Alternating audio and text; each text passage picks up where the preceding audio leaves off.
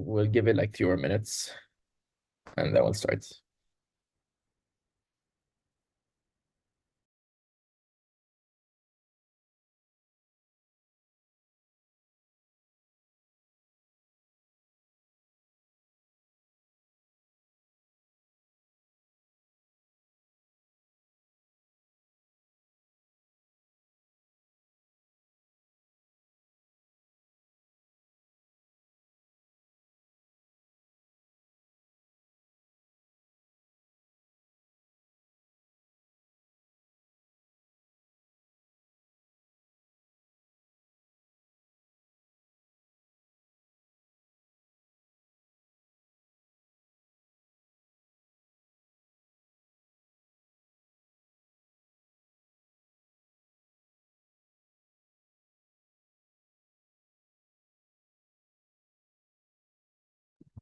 Actually, I think we're just missing Kiara, so I think we should just go ahead. I called this meeting to order at 6:03 p.m. Are there any amendments to the agenda? Please raise your hand.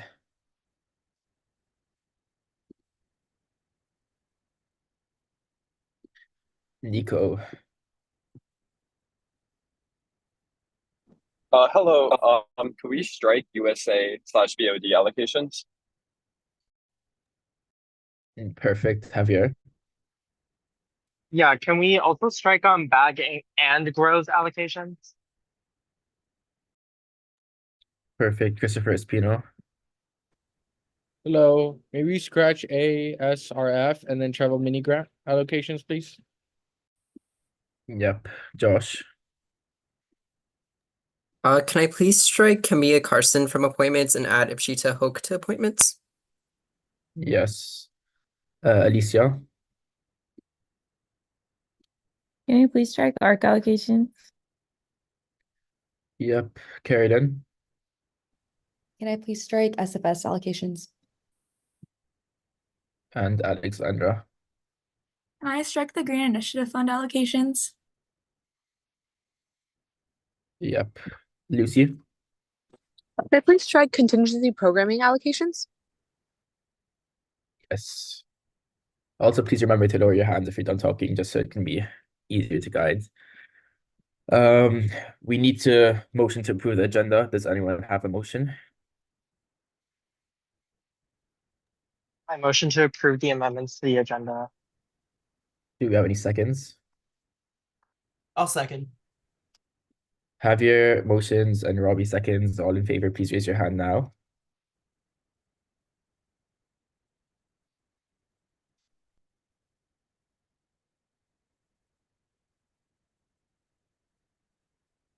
Diego, could you use the virtual hand just so it's easier? Thank you. Please lower your hands.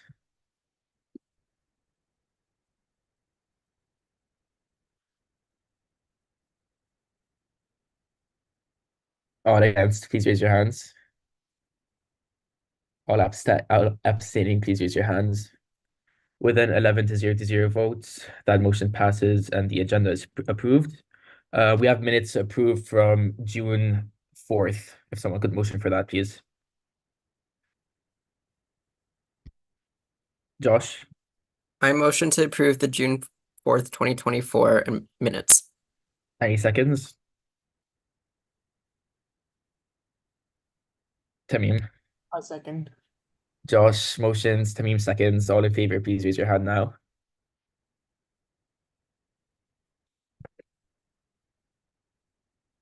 Please lower your hands. All against, please raise your hands. And all abstaining. With a 12-0 vote, that motion passes and the minutes are approved. Next, we're going to move on to public comment. Just some community guidelines as a reminder. We have 30 minutes total, and each speaker gets 2 minutes to speak only once. Challenge ideas, not individuals, and use gender inclusive and respectful language. Freedom of speech does not mean freedom from accountability, and please don't use any dehumanizing language. Do we have anyone on Zoom that's here for public comment? Please raise your hands. Also, I believe Kiara's in the Kiara as an attendee if someone can promote her.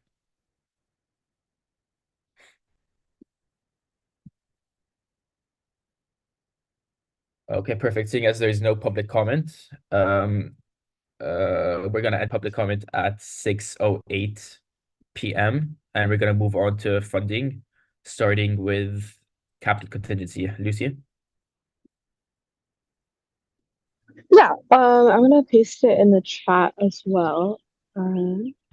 Okay, this week we had a total capital contingency programming request of $8,484.82, and we recommend an allocation of $8,330 for 6 USAC entity-related orgs.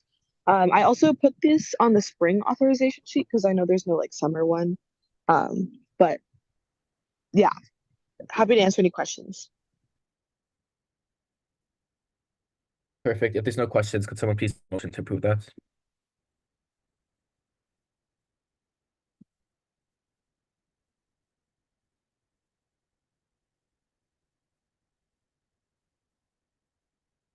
Motion, someone. Diego? I motion to approve, damn it. Sorry. Can someone repeat it? Can you go, Chris? Chris? I motion to approve 8,330 for 6 USAC entity related orgs. Do you have a second?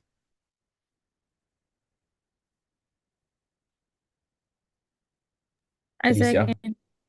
Perfect. Chris motions and Alicia seconds. All in favor, please raise your hands now.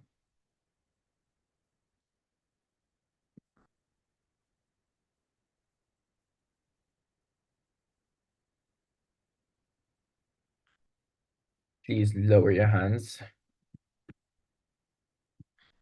All against, please raise your hands. And all abstaining, please raise your hands. With a 12-0 vote, that passes. And we're going to move on to SWC programming fund allocations with Kiara. If Kiara is here.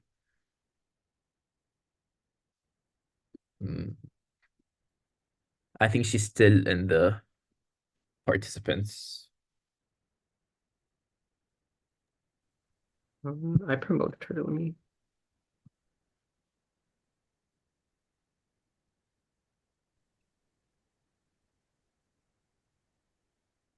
Kara, can you talk?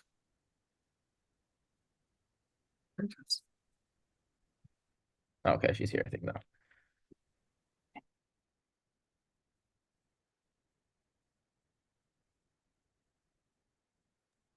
Kiara. Sorry about that. Yeah. My Wi-Fi was struggling for the first few minutes. There's nothing for the SWC fund this week. Sorry, meant to add that to the initial amendments for agenda. No problem. Perfect. We're done with funding. Moving very fast. I like it. We're gonna move on to Seoul office training special presentation by Orlando. Hello, everyone. Happy good evening, good morning, good afternoon, wherever you're at. I'm going to be introducing a couple of Seoul advisors. Before I do that, just a little context on this presentation. This presentation was supposed to happen a few weeks ago because of things that got pushed back. Our hope was to have this in person for you to meet a few of the other Seoul advisors, but unfortunately that didn't work out. So a lot of you do ask, what is the difference between ASU CLA and our Seoul affiliation? As an elected ASU CLA officer, you're affiliated with the association, as well as you register your organization through Seoul and through student affairs. So this presentation is going to highlight what Seoul does, what it can do for you, and also other resources that you may be aware of, as well as getting to know your advisors, scheduling appointments, things of that nature. Definitely, if you have any questions, save them for the end. But the best advice, and the Seoul advisors will go over that with you, is to schedule an appointment with your assigned advisor. With that said, let me introduce our two advisors. We have Pamela Seisner, our senior advisor. She has been with us for a very long time. She does advise many of us, including some of the groups that I may have been a part of when I was an undergrad here.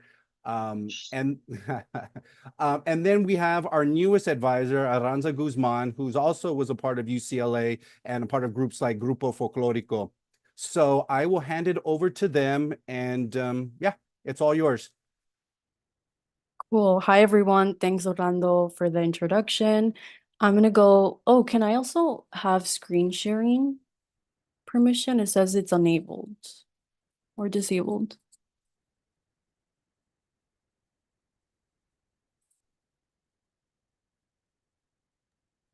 Yeah, just 1 second. We're working on it. Cool.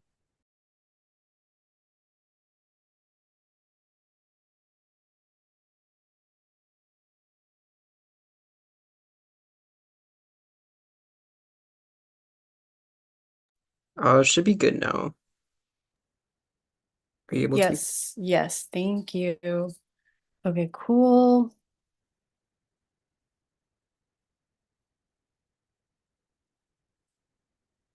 Awesome. Sorry if there's like background noise, but yeah, Orlando covered the general gist of the introduction. We're really here to talk about the resources that you can find within our SOL office, but most specifically, really highlighting the necessity of speaking to your assigned SOL advisor. This is our SOL staff, which includes our advisors, but also our fiscal staff, specifically pertaining to USAC, will be your SOL advisor that's assigned to your specific office. Here's the general gist of all the SOL assigned USAC advisors, as well as their emails. Really important to reach out to them. You can schedule meetings with them through their email, which is here on the assigned slide. So feel free to take a screenshot or anything like that. This information can also be found in our SOL website about us. That's where you can find our emails. But yeah. Aranza, if you don't mind going back to that slide, I just want to make a quick other comment on this. Everyone, these are new assignments. These were not the assignments from last academic year.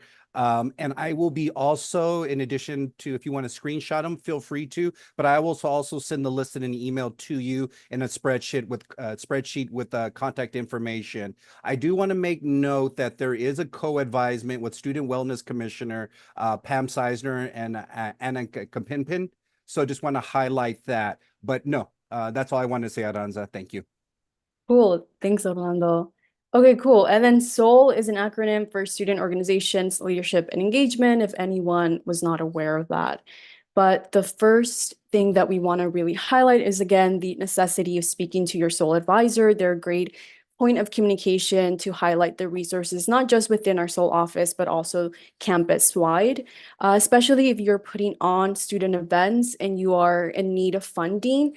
Your SOL advisor will be able to help guide you and redirect you to the appropriate funding sources that will be applicable to the student event that you're trying to put on. So again, please reach out to your SOL advisor, respond to their emails. Sometimes SOL advisors will send out emails to, their students. So make sure that you are, on top of your emails and are responding to them. And then the next point is talking about our Days of SOL, which happen fall quarter. Again, this is kind of just another introduction about the resources within our SOL office. And Days of SOL happen particularly in fall quarter, and then we have a different or the same version happening winter and spring quarter. If you are a new signatory for your student organization, it is mandatory that you attend and really gain knowledge about the SOL resources that are available to your organization, and in particular, the funding resources that you're able to apply to. And then another point that we want to talk about is within our SOL umbrella, we have the Charles E. Young Humanitarian Award. It's an annual award meant to really honor our former Chancellor, Charles E. Young. If you are a student during the academic year for 2025 or 2024 to 2025, and you are in some way part of a service happening within January 2025 to April 2025, and you are affiliated to a registered student organization, then you are eligible to apply to our Charles E. Young Humanitarian Award. The process is really simple. All you do is fill out some questions, short response answers, and then also submit a letter of support, which is really a letter of recommendation detailing your involvement in that service.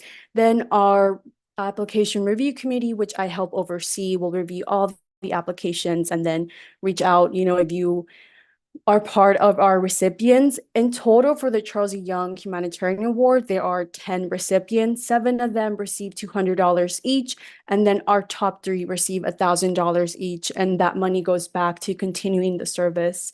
And all of this information can also be found on our Instagram, which is at Bruin Leaders. The application for the Charles E. Young Humanitarian Award goes live around the end of winter quarter / beginning of spring quarter. And again, by following our Instagram, you'll receive the most up-to-date information when that application does go live. And aside from this Charles E. Young Humanitarian Award, we also have the WESCOM Community Award. We are really lucky and excited to continue our partnership with WESCOM, and part of our CEY Award night ceremony, WESCOM also presents their own award, which is the WESCOM Community Award. So if you are part of a student organization and you have made a contribution either to one or more of their focus areas, which are financial wellness, critical human needs, or emergency and disaster relief and resiliency, you are eligible to apply. The process, again, is very simple. For this one, you just need to fill out short response questions, and there's no need to submit a letter of support. And again, this application goes live the same time as our CEY application. And by following our Instagram, you'll be notified when it does go live. And then another part of our SOUL umbrella is the Bruin Leaders Project. This is another part that I help oversee along with our fellow SOUL advisor, Anna. So the Bruin Leaders Project is a really exciting opportunity if you're looking to grow your leadership skills and aren't really sure where to start. It is a leadership development program where we meet once a week, and that time is determined by everyone's availability, where it's a hands-on approach to learning leadership skills and leadership theories in a small cohort that's very intimate and exciting and inclusive. And it's a great opportunity, like I said, to further develop your leadership skills, but also make professional connections, not just with our SOUL office, but also campus-wide. And a really exciting component of Bruin Leaders Project is that you are able to be part of our application review committee for the Charles E. Young Humanitarian Awards. Those awards are selected by students. And you're also able to help put on our CEY award night ceremony. So super cool, exciting stuff. And again, you can find more information when the application goes live at our Instagram, Bruin Leaders. That's okay. Then the next part is everything that we're going to cover, you can find online on our SOUL website. And one of the things that I want to highlight of our resources is our fiscal funding overview. It's super cool, super amazing, where again, you can just find a really detailed overview of all the available funding, as well as deadlines and what that funding specifically covers. And the way that you can find it is just put UCLA SOUL funding on Google, and it's legit the first link that pops up. Yeah, and then I'll hand it over to Pam. Thank you, Aranza. And as Aranza said, and I'm not going to stress this more than right now, your SOUL advisor is your link. We are there to interpret. We are there to help you work through all of this. As student government, you're used to working with policies and constitutional requirements and guidelines, etc. We also have policies, and those are things I'm going to touch on. But again, it's our job to work with you to understand them, but also for you as the signatories to understand it too. So who you are as signatories is We look to you as being responsible for your organization. We have close to 1,400 registered organizations. And as you can see by the staffing, not that many to handle it. So we really look to you as the signatories to be our conduits to the group. You also are the ones that will facilitate some of this. Again, we want to ensure that you, as the leaders of your groups, are able to see what your group is doing, so we don't have people asking for funding or things that you are not aware of. So again, that is so important as signatories. So, and Aranza's going to be doing this, so I'll say next to Aranza for going to the next slide, please. So I get the fun task of talking about policies, and I'm not going to go into detail, but again, it's so important for you to be familiar with them. And as we start, first about student group code of conduct. And again, it is the expectation in working with the dean of students on this, and for you to be familiar with it, that this is, again, your responsibility to understand what is expected of you. There is also now a group contact process that also organizations' complaints can be sent to them on behalf of organizations and also from the community. So it's, again, your awareness of this is important. Hazing. Hazing, again, is really important on our campus, again, to be inclusive, to understand sensitivity of others. And I think these key questions are so important. Would you let others observe what you're doing and understanding that? Is it effectively engaging your members, or is it leaving some people out? Is it potentially harm being done? Even something like people think scavenger hunts can be seen as hazing because you're putting people in an uncomfortable situation sometimes. So again, sensitivity about that and the needs of everybody within your organization. Again, our policy on sexual violence and harassment. It is important to understand that and to understand, again, the comfort level and sensitivity to all members of your entities, and to understand that this is something that is very important to the university. Sometimes people worry that our numbers are going up, but it's actually a good thing because that means people are reporting it and understanding it and feeling the need to do it. So that's important to think about too as you're progressing and working with your committees and your directors and your staff. Next, Aranza. So this is, again, sort of connected to it, about Title IX, about how reports of sexual violence can be made. And it's important to think in mind, again, it can be done anonymously. But as advisors, if something comes to our attention, we will have to report it. We are considered somewhat of mandated reporters. So it's important for us to know that it will be done safely, that it's the comfort level of those who want to report it. The UCLA will provide Title IX office interim measures as necessary while they're reviewing the actual case. And again, to protect all parties from the right to be free from retaliation. So again, things that the institution provides in case it is needed within your organizations. So next, Aranza. And again, I'm throwing a lot at you, but all of this is on our website and can be looked at your leisure and to talk about with your sole advisor if you have questions about interpretation. To know that UCLA will conduct that adequate, reliable, impartial investigation. Just like in a jury trial, everybody's innocent until proven guilty. So they're going to gather all the evidence. Sometimes it seems like the clock is not moving. It is, because of what they're doing behind the scene to be as thorough as possible. And again, they will provide the remedies, what is needed. Again, much of it can be done anonymously. So again, the comfort level of you, the comfort level of your organizations. I will be honest that I've actually had this happen with some of my groups from a student government group.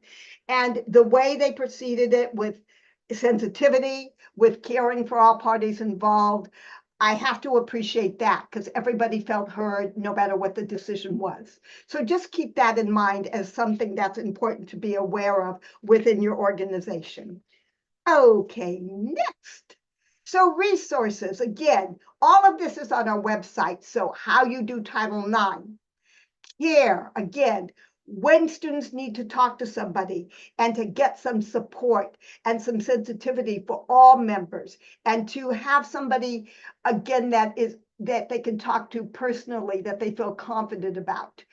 And again, all the different options, whether it be care, whether it be CAPS, whether it be student legal, there's ombuds, there's also the off-campus Monica Rape Treatment Center, and other entities. So you have options. Students have options. Even at any time, if they want to pull out of the process, they can, but it is up to the individuals involved.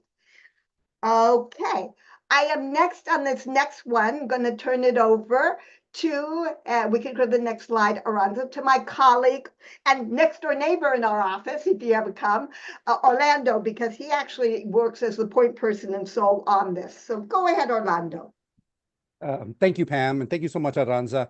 As you can all see that, you know, what Soul does, definitely we give this more of a campus-wide student affairs, you know, outlook as far as not only resources, but also policies. And this is one of those areas.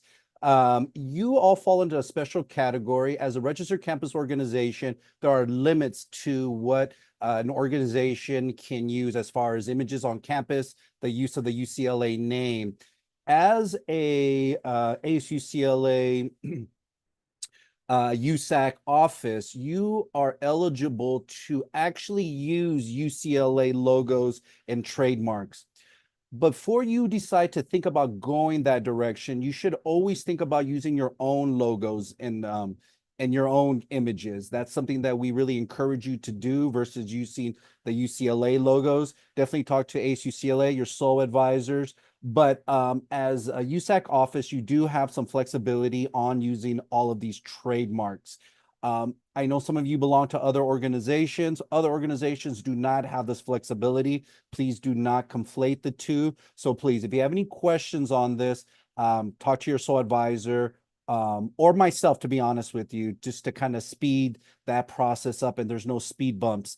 I got a lot of these requests at the end of the school year for graduation, stoles, sweaters, shirts, etc. And there was needed to be a quick turnaround. So anytime I kicked it back for delays, it's just delayed the vendor from producing the material. I don't think anyone got it late, but if there was some close calls there at the end. So yes, so if you have any questions on you need logos, designs for t-shirts, pencils, etc., definitely come talk to me about this. Also, just really quickly, Aranza, if you don't mind just scrolling back to the signatories page. One of the things I'd like to add, in addition to you all being signatories for your organization, you also get to select 2 other students. And so these students can put together funding proposals, submit them on the groups on your office's behalf, can reserve space, can basically speak on your, organizations, for them. So it's really important for you to make that decision on who you decide to make this available to, those who handles the most money, who's planning these, et cetera, et cetera. So I just really want to highlight that as you're making decisions, if you haven't already. And that's all I have to say. Thank you so much. Okay. One thing is around as we scroll forward to event planning, I want to add to that is right now is you want to make sure you are updating the signatories that are in the system right now. You can update them, just go into My UCLA and make that update, but just know that we will ask that everybody re-registers again in the fall. The reason we want you to update it now is that you will then get all the information from Soul about the re-registration, which usually goes to groups who are re-registering after Labor Day in September. But that way you will be in the loop already. So let's make sure you do it. So event planning. And I'm just going to touch on this. And I'm sure Alicia is laughing because she knows like she goes through this with me every time we talk about events. Why are you planning this event? What's the purpose? How are you going to pay for it? We talk about this all the time. We want to make sure you've got the money. Who is your target audience? Who are you gearing this toward? And for you especially, think about the role of your organization and your mission as a USAC entity. Does this fit your mission, what you say you're doing? When will it take place? And again, we want to think about accessibility options, and we'll talk a little bit about accessibility later on. When? Is it a good time? Are there too many other events happening? At UCLA on a given weekend, especially in spring, there can be 10 to 20 events happening at the same time. So again, you want to think about the timing of your event and what's important. Is it in person? Is it virtual? Hybrid? What are you using? Is it secure? Is it safe? What works with your target population? And what else do you need to consider? How are you advertising? Are there safety risks? Anybody who works with anybody under 18 years of age and community service knows this very well. There are all kinds of safety and liability things that we have to do, what we call best practices. So we want to ensure, because again, what this is the safety of you as the signatories and your office. This is what all this is about your safety and your success. So even though it sometimes seems tedious, this is why we're doing it, because we want to ensure you have the best event possible. So next slide, please. And again, the accessibility. We need to be sensitive to our students with disabilities if we're having, or any kind of accessibility needs if we're having an event. One of the things that we've done really well, and I need to applaud both campus events and cultural affairs for Bruin Bash, is how we make accommodations for those who need it for that big beginning of the year concert. Things to do, how you advertise that people, again, how you are inclusive and taking all this into consideration. So we can work with different offices in making those needs met, but I think it's something when we talk about our ability to reach out to the greater campus community. Next, please. Thank you, Arantha. So spaces and reservations. One of the things as signatory is you can reserve the space. Again, it's got to be one of the signatories and the different spaces you can. You've actually got a number of people right here that are your staff administrators who work with some of this. ASUCLA Student Event Services, UCLA Recreation, Lori Klamoski, the Events Office, which are campus rooms and some of the outdoor, what Soul does, and residential life on the Hill. One of the things, though, is we do need an EOL, an events online. That's when we get the details. The process for it is very simple. It goes to whoever made the reservation as a signatory. They fill out the details. And I learned this recently when somebody kept saying, why haven't you approved it? It hadn't come to me, because it actually first goes to the fire marshal, I learned recently. Then it comes to your sole advisor to approve. If we have any questions, we will say, we need a bit more information. Let's talk, or we will approve it. But it is up to you as signatories or whoever does it to do it in a timely fashion. You can well imagine 1,400 groups, campus entities, departments wanting this many needs, this many spaces. If you don't fill it out in a timely, you will lose that reservation. We don't want that to happen. So again, that information that you fill out will then go to your assigned event manager, will go to your sole advisor, and we will work with you on the details following that. So that's important to keep in mind that even outdoor spaces must be reserved. Believe it or not, every part of this campus is used constantly. Both, again, not just student organizations, but departments and outside entities. So we need to do that. Next, please. So money, money, money. What's important is to think about is what you can and can't ask from funding sources for USAC. There's a student union event fund for things that are being done in the venues that are venue specific in Ackerman and Kirkhoff. There's a separate recreation event funding. Undergraduates, you see how many different programming funds that they have that you can apply to. Unfortunately, USAC specific entities cannot apply to CPC or CAC, but underneath you, if you have registered committees like SWC has and community service has, they can apply to those two funds. So again, Most important thing, your mantra, talk to your sole advisor. And then again, the different funds, the Green Initiative, Healthy Campus, Residential Life. And as you see, there are also some funds that are specifically for graduate and professional organizations, which SOL also does advise. Like for instance, I advise all the medical school groups. So again, things that we're trying to get you to the correct funding sources. One thing about funding, talk to your sole advisor before you apply. First of all, it's in the guidelines.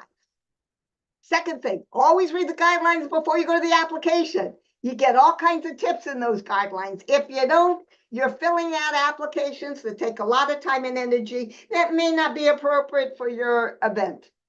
That's our job, is to help gear you to the right funding sources, that you're not doing this. I've had to deny many proposals because they didn't talk to me and they absolutely did not meet the priority of that funding source. We're here to help you. We're here to get you in the right direction to think about that. So think about that. And next, please. So some other things, but again, I'm going to emphasize, talk to your sole advisor before you do this. Anything about fundraising that you're trying to do, because again, there are some things you can and cannot do. Donations and sponsorships, we do need to talk about it, because there are certain things the university, because of relationships and contracts, we can and cannot go after. And crowdfunding, because again, they have certain parameters that groups need to work with.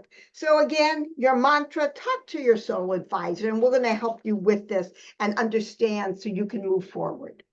Next, advertising, and you all know this better than we do. How you use community calendar. Bruin Leaders, as Aradza talked about it, they have a project Instagram.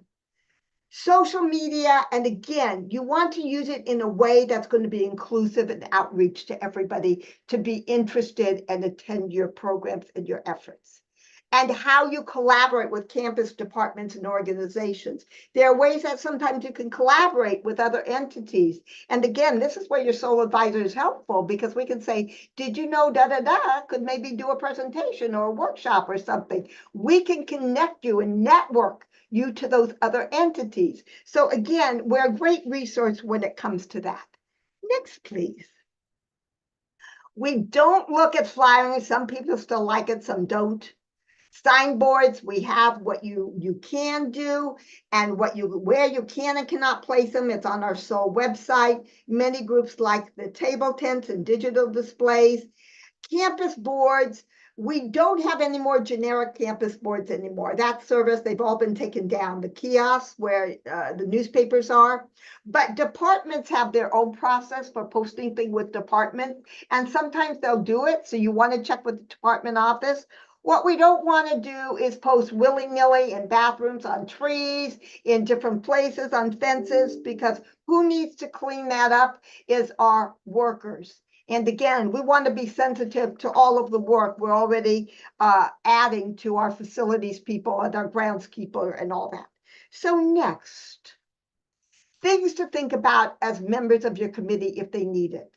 The basic needs, if they need support. And again, your sole advisor can help you connect with some of these entities. The economic crisis response team that also provides emergency needs for students that need to, so that it does not interfere with their academic success. 580 Cafe, a place where students just on Hillgard can develop relationships. They have study areas. They sometimes have a food. I know they do a lot during finals week. And the CPO food closet, again, if individual students need that kind of support, that is there for students. Next, please. So this has covered basically what I call the foundational information. Do any of you have any questions you may want to ask us for clarification? As I said, probably the best is go to your respective SOL advisors, but let us know if you have any questions right now. That would be helpful. Could we get these slides? Because there's a lot of information covered. Yes, Adam, I'll be able to forward that to you. Perfect, thank you. Does Or to anyone else everyone, have not any just to questions? Adam, to everyone. Yeah. Any other questions?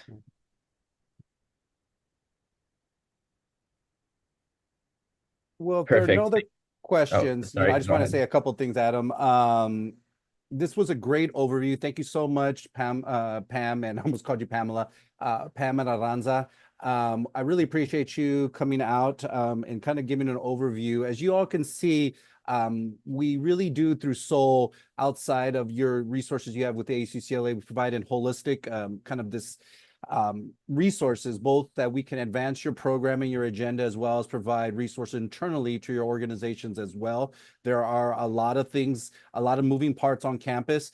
A lot of the work is done with your ASUCLA team, but as Pam just mentioned with Alicia and CAC, CEC, Soul does play a very strong role with these. So please touch base with them. Aranza is one of our new advisors. She will be advising all of our Gen reps. So hopefully you all can touch base.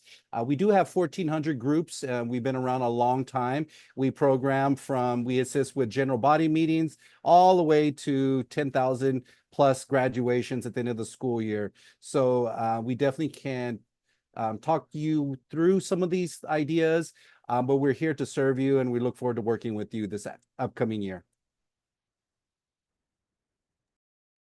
Perfect. Thank you so much, Orlando, Pamela, and Aranza. We're gonna move on now to Javier with the UCSA and Student Organizing Summit presentation. Yay! Hi everyone. So apologies that I am off cam for this meeting. My laptop unfortunately is not making it right now. But if I can get the slide screen share, please, very quickly, and we can get through this presentation. Lovely, thank you. All right, so just a quick overview of what we're going to be discussing today. This presentation will go over what exactly is the UC Students Association, some of the annual events that they put on and how y'all can get involved, as well as going into the Student Organizing Summit and the UCSA campaigns, information about this year's Student Organizing Summit, and then time and opportunity for y'all to ask any questions regarding student organizing at the UC-wide level. All right, next slide. Okay, so for context, the UC Students Association is essentially the coalition of our 9 undergraduate UC campuses and specifically operates through the EVP offices. And its mission is to advance higher education by empowering current and future students at the UC to advocate on their own behalf for the accessibility, affordability, and quality of the UC system. But beyond that, we also do a lot of collaborative work with the CSUs and the California community colleges as well, because a lot of our student-led, student-run issues regarding, college affordability and access do pertain, to other levels of higher education here in the state of California.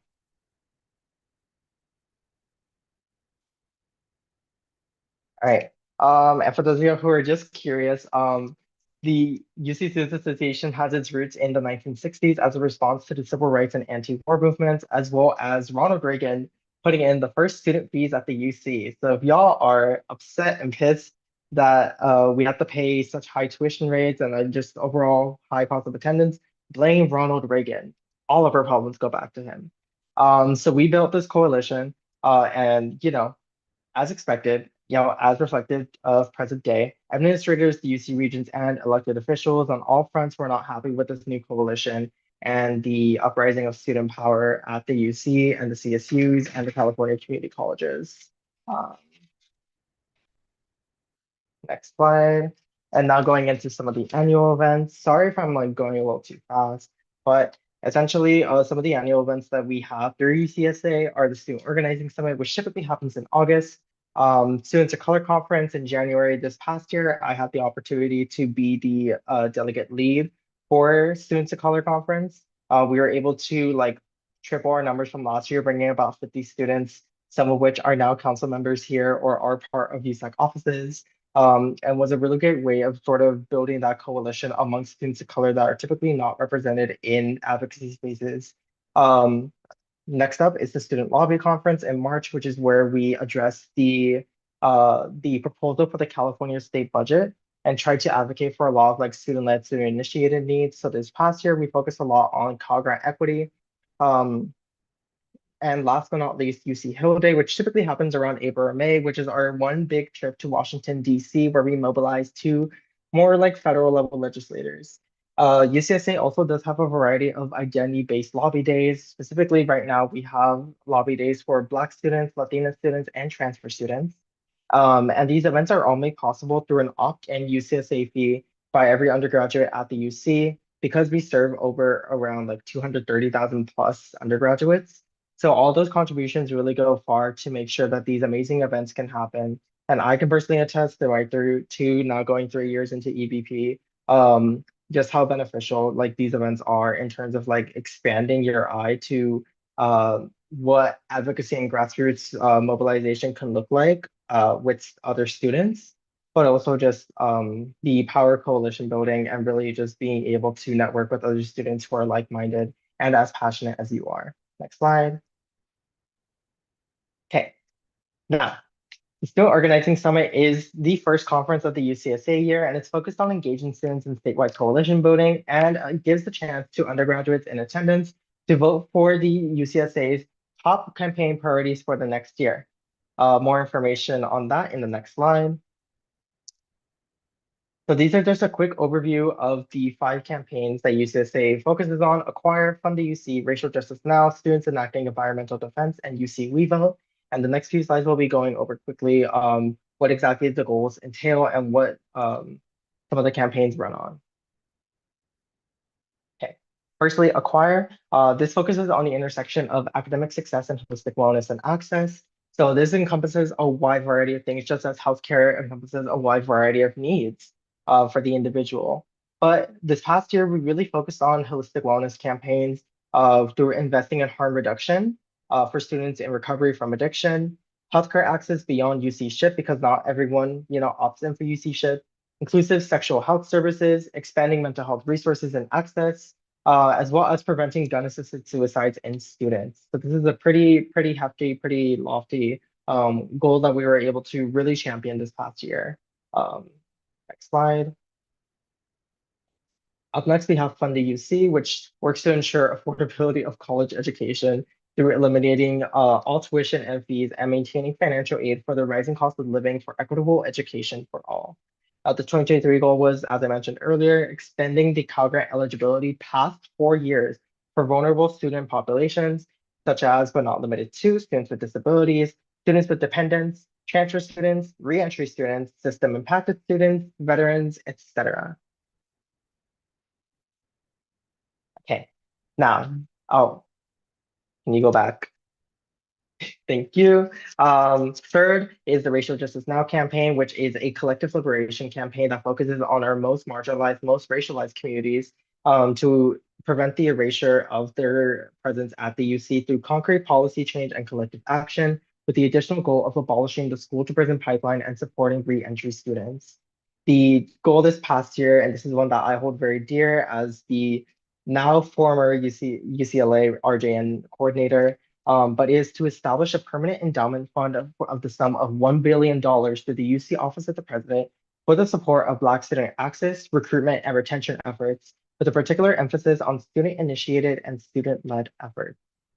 This one in particular has received a lot of pushback from both the university and the UC Office of the President because of something called Proposition 209, which ended affirmative action in the California public sector back in the 90s, which has made it increasingly difficult to actually support access and retention efforts for Black students. But we are, deciding to continue pushing for it now more than ever, especially as UCLA tries to become an HSI, because as you know, HSI requires around a 25% enrollment rate of Hispanic students. But if they can support Black student enrollment and retention, then how the heck are they going to justify an HSI status? This is coming from a Latino, so don't question me. Okay, next slide. Okay, Students Enacting Environmental Defense, SEED, focuses more on environmental justice and land back initiatives across the UC system and the surrounding communities, with a major emphasis on supporting and uplifting Indigenous students at the UC, which make up around 1% of total student population system-wide.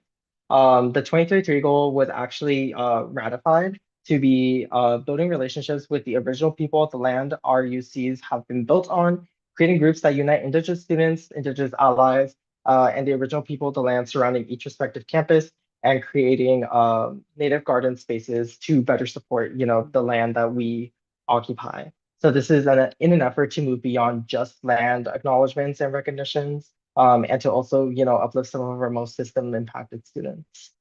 And last but not least, we have UC We Votes, which is really just like a civic engagement campaign. This past year, the goal was to increase voter turnout by 20% at the UC in comparison to the last 3 presidential cycles through comprehensive and accessible voter education programs. We have a more UCLA specific version of this called Bruins Vote, if y'all are familiar with it. And we're actually currently in the process of working with Philip Goodrich in order to develop the civic engagement action plan for the 2024 presidential elections and the ongoing elections that are going to be happening later on in this academic year. But that's it for the campaigns. Now I'm just going to quickly go over like the information for Student Organizing Summit and really just, hammer it through. But for those of you who are interested, aka you're in the state of California, the Student Organizing Summit is going to happen between August 2nd and August 4th in Pomona, California. Fees for transportation and hotel are being covered by EVP, and we're encouraging any and all students, including USAC council members, to apply and register for this amazing, amazing event.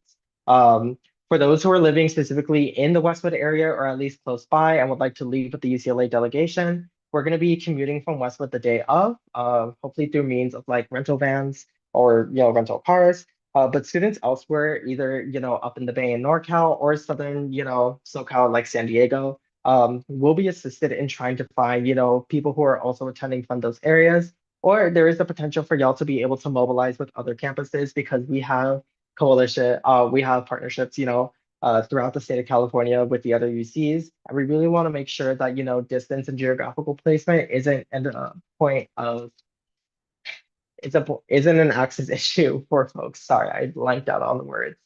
But yeah, overall, it's a really cool opportunity to get involved on the statewide level in making sure that student power prevails, and we pick really good and impactful and meaningful campaigns that students can focus on collectively throughout the year, and especially when we have our lobby trips and meetings in March through May. Okay, and I believe this is the last slide before Q&A, but if you guys are interested in attending, please fill out this QR code, and I also include the tiny URL link down there. But applicants will be reviewed on a rolling basis, but the hard deadline for UCLA is July 7th at 11:59 p.m. After this, we will not be accepting any applications, unfortunately. And this year we are looking to take around 30 to 35 students, just because it is our first conference of the year, and people just generally aren't around Westwood during this time. But again, if you are living in NorCal or San Diego, around that area, and you still want to attend, essentially if you're not living in Westwood and you still want to attend, don't let that discourage you from applying. Just apply and we can help organize trips and travel potentially for any and all students who are interested. But now is the time for any questions, comments, or concerns, if you guys have them, or we can just move on.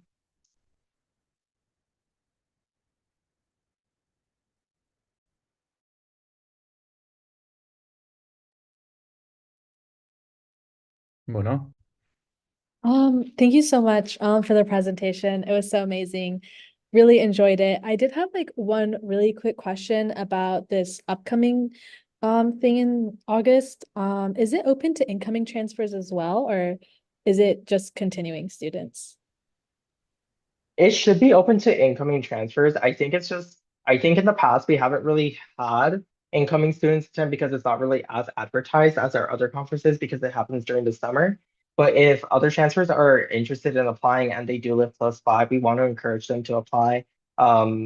Given if depending on how many students end up applying, we may prioritize returning students.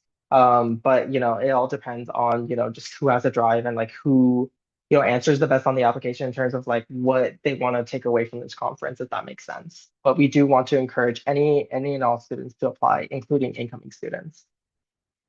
Awesome. Thank you so much. Of course. Any other questions?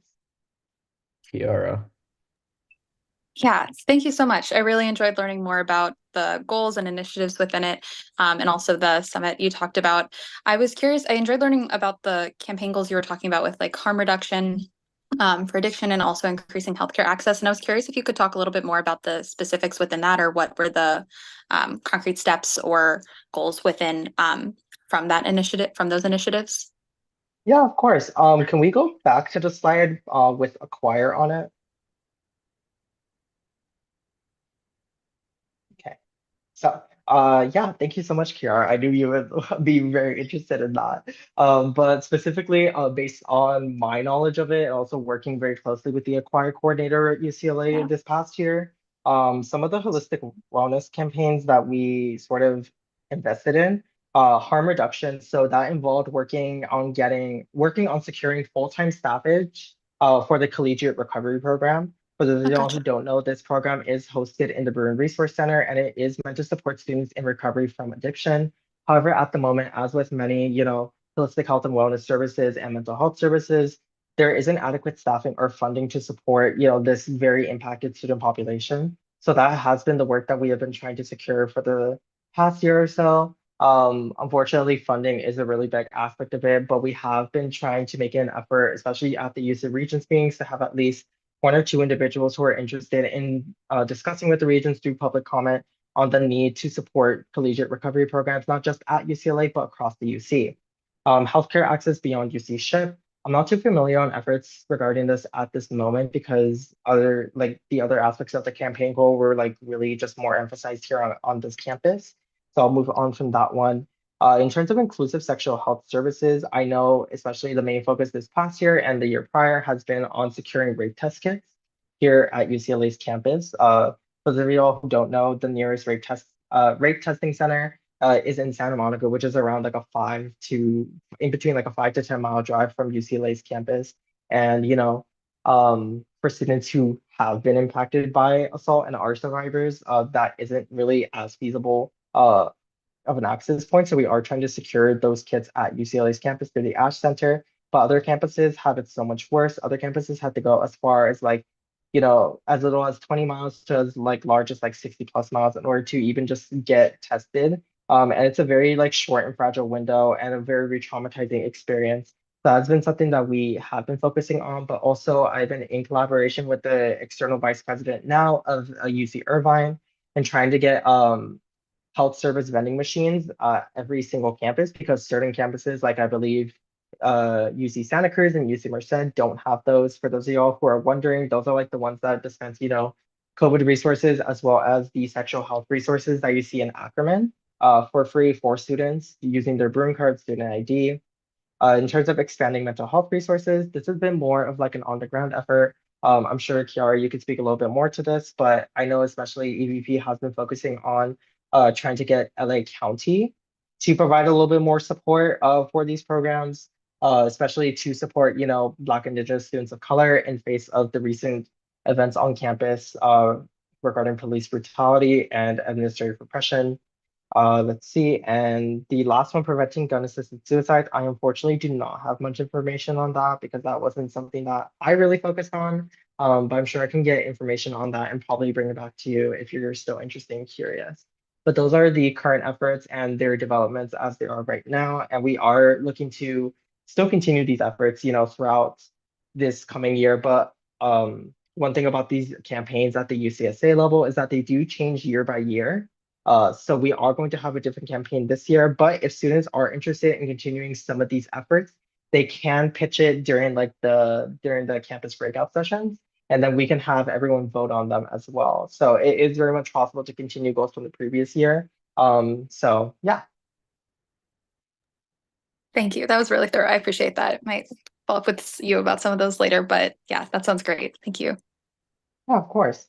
Any other questions, or is anyone thinking of applying? Because I would love to see some of y'all there. There were a handful of USAC commissioners last year who attended, and you can speak to them, but they had such a great time. I personally really enjoyed it, even if it was a summer conference. I made some of my closest friends there and continue to see them at other UCSA conferences. I think it's just an amazing opportunity for y'all to get involved and build coalitions with other like-minded students across the UC, especially those who may have similar positions to y'all at other campuses.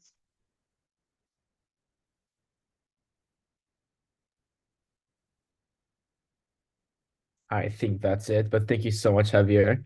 Amazing Yeah, of course. presentation. We are gonna move on now to appointments, starting with TGIF with Avery Ngo. Josh, could you please promote her?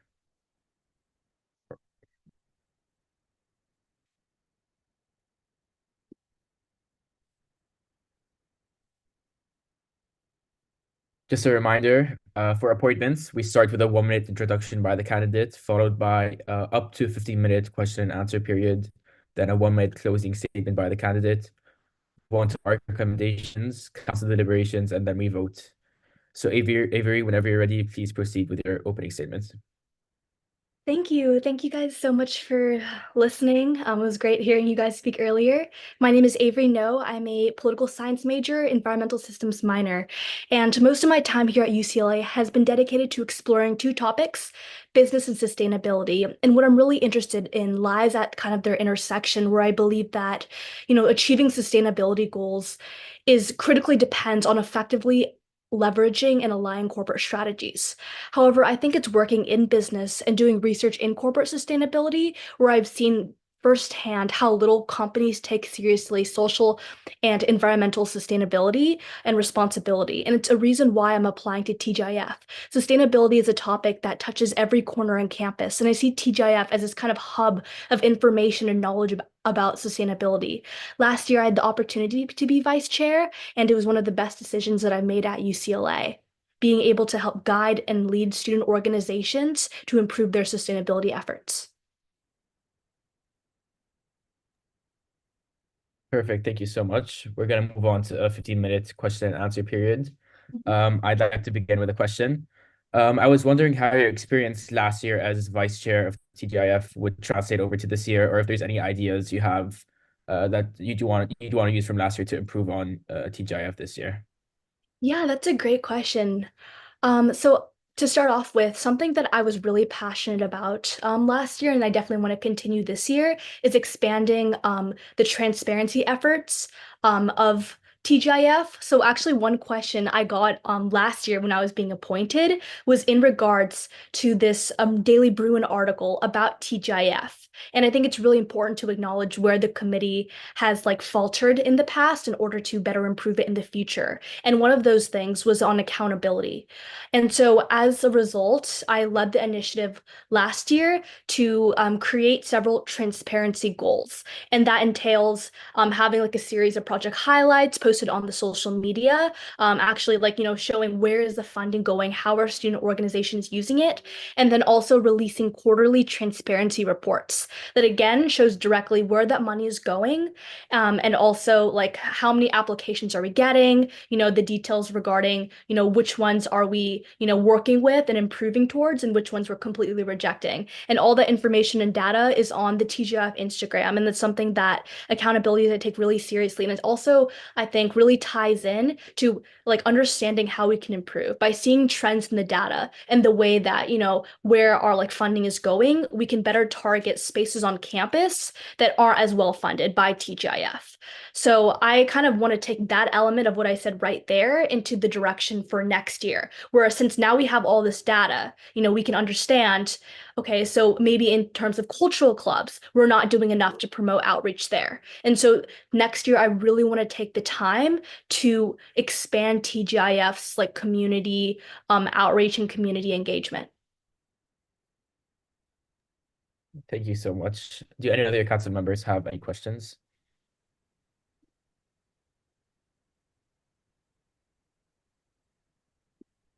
Yes, Javier.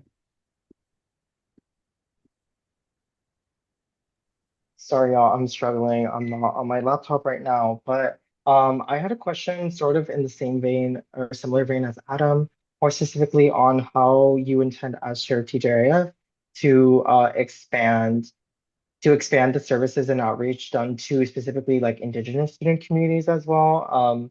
Sort of taken away from the UCSA presentation that I just made. Land back initiatives are very much important to Indigenous students here at UCLA. And I just want to, try to understand like how you intend to expand the like outreach and diversity efforts for such a pivotal fund for the UCLA student body. Javier, that's a really, really good question. And I'm really glad that you brought it up just because sustainability and environment is so much tied to native issues, to, the fact that we are on like land that ultimately did not belong to us and that we took. And I think we've had conversations about this on the TGIF community previously, where we work, one of the advisors on our community are the deputy chief sustainability officers at UCLA, Nuri and Bonnie. And they've talked a lot about how, when they're trying to work with actually, work with natives and people like from these different tribes, there's like a limit to how much time that they actually can spend working with them. So I think it's like really a really interesting idea of like engagement. And something that I really, really want to work towards next year is like finding those key points of contact of those who are native and trying to, these are groups that historically have not received funding from UCLA. And I think that TGIF, because it's student run and because its connection to sustainability, has the potential to like combat that.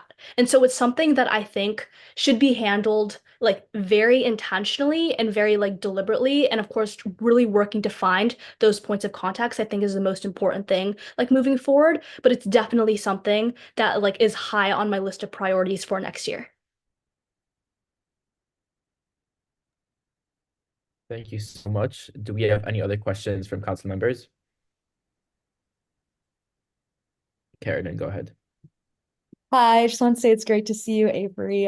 Avery actually is joining CSC next year, and throughout our conversations, I've definitely seen that you were very passionate about sustainability and its intersection with finance. So I'm really excited to see you here. I was wondering, I guess, what are some experiences that drive your interest and your passion in sustainability that you can elaborate on? Oh, I love that question. So I think very early on, it's like working in like I think like a corporate environment, working in businesses, and I kind of touched on my opening, is you really see like I think everyone here knows this on how little people like in corporations actually care about like, social and environmental. It's all optics. It's all, because to make themselves like look better. And I think one of the most defining moments of where I really was like, wow, I'm interested in sustainability, comes with when I interned at a commercial real estate firm. I have my real estate's license, and working for this firm, like firsthand, I could see the impact of like redlining and gentrification. And I think that really connected. That's where I first heard the term climate gentrification, where in places like Florida, because of like, the rising like sea levels, rich people, wealthy people who like had bought land there are now buying like land that is inside the coastline, which has like historically belonged to marginalized people of color.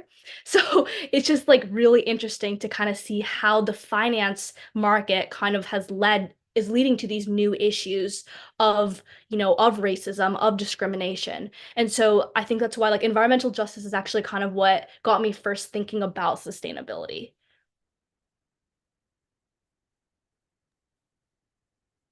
Thank you so much for your answer. Any other questions from council? Go ahead, Kira. Hi there, Kiara, thank you so much for being here today. It's been great to hear about your experiences and your goals. What I wanted to ask you is, based off your experience in TGIF and your goals within the position, what are your thoughts or goals relating longevity and ensuring a long-term sustainability on campus through TGIF's funding allocations? Ooh, I like this question because I feel like it's a logistical one, and like the way that, you set and organize the committee and you like implement systems that you hope that future committees follow. I think like ultimately it's up to the next committee to choose what they want to do. And I think that's like something that I want to try to like mitigate. But it's definitely like comes down to like really thinking through like how like what and systemize the way that we're doing things, and documentation I think is like really important. Something that I think last year's chair was really, really good at, Anya, and then before that was Evan, was documentation and like making sure that there are records of the way that we led meetings, the way that we did things, and the new changes that came as we kind of troubleshooted our way through how everything worked. And so I really think kind of having that documentation and taking the time to hopefully whoever leads TGIF next year understands that and understands of course that foundation and then the ways that they want to take the committee is really important in making sure the longevity of it, because I do agree that is a concern if the committee head is changing every year. Thank you. Any final questions from council before we move on? Perfect. Avery, if you could proceed with your 1-minute closing statement whenever you're ready. Yeah, to sum it all up, I know I've talked a lot, way too much in the past few minutes. I think I want to start off with my overarching goal for next year is really building out the UCLA Sustainability Committee. Like I said earlier, with TGIF being kind of this hub for information. So there are successes from last year that really play into the role like this. Like I said, continuing our transparency efforts is absolutely crucial in finding gaps to our community building efforts. And then furthermore, a project that I'm really, really passionate about that we started last year but hope to finish this next fall is building out a sustainability guide where we refer student organizations with applications that might be weak to increase their sustainability impact. I think it's really valuable because those will have student contacts. For example, a club that wants to host an arts and crafts events, they could partner with an arts club, which conserves resources in the process. And we also want to do an end of year banquet recognizing the projects we have funded. And then there are other initiatives that I really want to, but unfortunately don't have time to cover. But overall, this is TGIF is a really, really special experience for me. One of the best experiences I've had at UCLA, and just really excited for the opportunity to maybe be appointed again. Thank you so much. Josh, can we get our recommendations? Yes. Sorry, one sec. All right. Avery presented both an impressive resume and application with a clear passion for finance, sustainability, and how they intersect. With Avery's experience serving as a vice chair of TGIF in the past and her dedication to promoting sustainability efforts among all groups, even ones that aren't directly related to sustainability efforts, ARC is confident Avery will make an excellent addition to TGIF. With a 3-0 vote, ARC recommends Avery for this appointment. That's great. Now we have council deliberations. I don't think there's much to deliberate on. I agree with ARC for the most part. I think Avery knows what she's talking about. She knows where she wants to take TGIF. So if anyone has anything else, Alicia, go ahead. I just want to say I really enjoyed your answers, and hearing where you're coming from, for your intentions to take TGIF, and that you're really well versed in knowing how there are so many climate injustices, from food apartheid and then to climate gentrification. So I'm really impressed and I'm really excited to work with you, if appointed. Agreed. Yep. Alexandra? Hi. Sorry about a little statement. But based on the brief conversations I've had with Avery and also your ARC responses, I want to express my support for Avery's appointment because I believe her experience and institutional knowledge on the Green Initiative Fund has made her a qualified candidate and leader to prepare the funding body to allocate in the fall. Additionally, her expressed commitment to transparency aligns with FACT's goals for this year and will allow students to understand more on what TGIF is looking for in reference to environmental justice and sustainability education, as well as providing students accessible information on their allocation decisions. Thank you, Karen. Yeah, I also want to express my support for Avery. I think your passion as well as your knowledge really shows, and that you have such diverse experiences that will help expand the scope of TJF while also continuing to uplift its mission. So thank you so much, Avery. Perfect. Without further ado, we're gonna move on to a vote. So could someone please motion?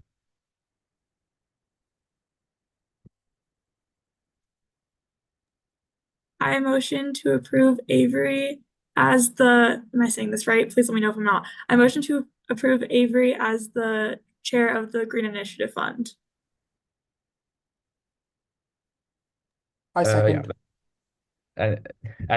Alex motions, Tamim seconds. All in favor, please raise your hand.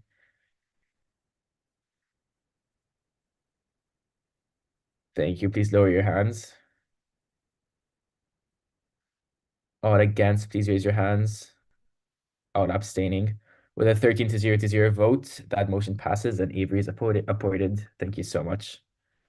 Thank you guys so much. Thank you. We're now going to move on to ASUCLA Communications Board with Catherine Hamilton.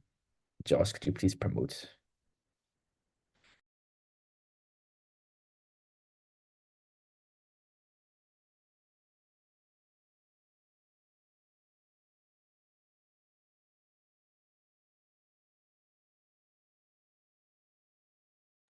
Whenever you're ready, your 1-minute opening statement. Okay. Hi, I'm Catherine Hamilton. I use she, her pronouns, and I'm a rising fourth year studying gender studies and political science. I'm applying for the ASUCLA Communications Board position, and I have a quite different experience with the student media than most people who apply to the Communications Board, as I have been an editor with the Daily Bruin for the past 2 years, serving as an assistant news editor, and then this past year as the top news editor for the Daily Bruin. I have a specific experience with the Communications Board as I have sat in on one of their meetings, and I have recognized that there are discrepancies in the way that student media organizations are treated, both in the way that Communications Board has their thoughts on how the student media organizations are working and also within the budget. And I think that it's really important for the Communications Board to increase accountability and transparency for both itself and also for all student media organizations. And I'm excited for your questions. Perfect. We're now going to move on to the Q&A aspect. I'm going to start with a question. Given your experience in student media and Daily Bruin specifically, what would you like to see changed about student media at UCLA in general or in specific? Yeah, I think that there's a lot of space for the Communications Board to do a lot more with surveilling and making sure that student media is actually representing the student body accurately. I think that right now, the Communications Board kind of takes a step back, really just deals with the budget, talks with the editor-in-chiefs of each organization and really gets the perspective mainly from them, and then obviously approves the budget. But I think that the Communications Board can do a lot more with holding these institutions accountable, specifically the Daily Bruin. I do think that sometimes there is harmful representation that happens and a lot of inaccurate information that is presented. And I hope that in the future, the Communications Board can actually take these thoughts in consideration and can improve their own accountability and transparency by making sure to advertise that meetings are open to every member of the student body and there can be public comments. And I think that would be really helpful with ensuring that each student media organization, specifically the ones that collectively represent the student body, such as the Daily Bruin, UCLA Radio, and Bruin Life, are actively representing students to the best of their ability, which right now they often fail to do. And I think that part of that would be talking with the editor-in-chiefs about hiring, about their coverage, about what they're saying in their coverage. And I think that there's a lot of biases that can come out of student media organizations because of the fact that the people running it are students. And honestly, there needs to be more of an emphasis on the fact that while there are publications across the country, across the world, specifically across the West, that the Daily Bruin and other organizations emphasize those guidelines, there is a different aspect to student media, and it doesn't need to absolutely reflect these professional media organizations. And doing so can often be harmful, as we've seen specifically over the past quarter.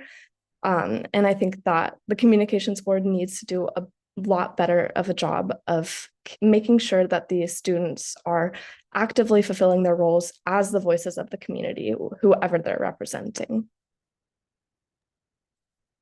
Thank you, Chris Espino.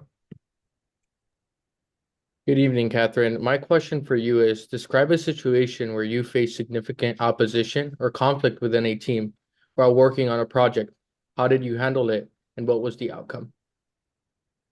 Thank you very much, Chris, for that question. I think While I am involved in multiple organizations on campus, the one that I've been most intimately involved in is the Daily Bruin, and there has been a lot of pushback that I had experienced when I was part of it in our coverage specifically of pro-Palestine events on campus.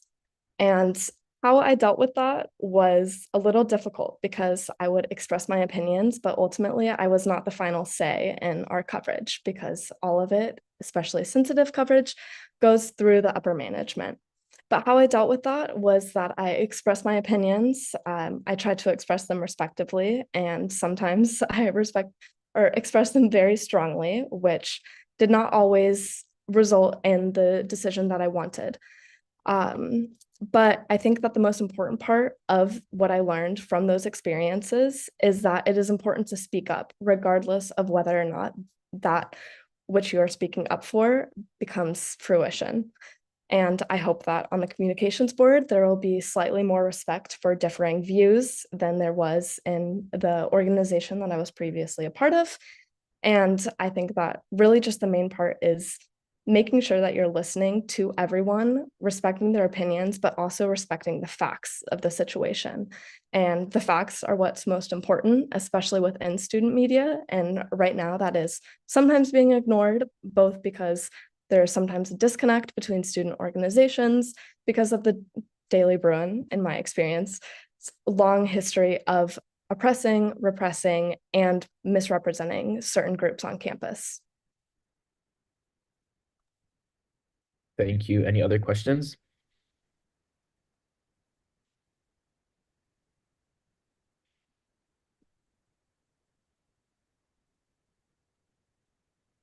Last chance. Okay, perfect. We're now going to move on to a 1-minute closing statement by Catherine whenever you're ready. First of all, I wanted to thank all of you for considering me for this position. Student media has been a really important part of my life at UCLA, but I also recognize the issues that it has resulted in my time as editor of the National News and Higher Education beat, and also as editor of the news section as a whole. I hope that in the future, the communications board, hopefully with some of my guidance and more guidance of students on the board, will be able to help shape how the communication board responds to each of the student media groups.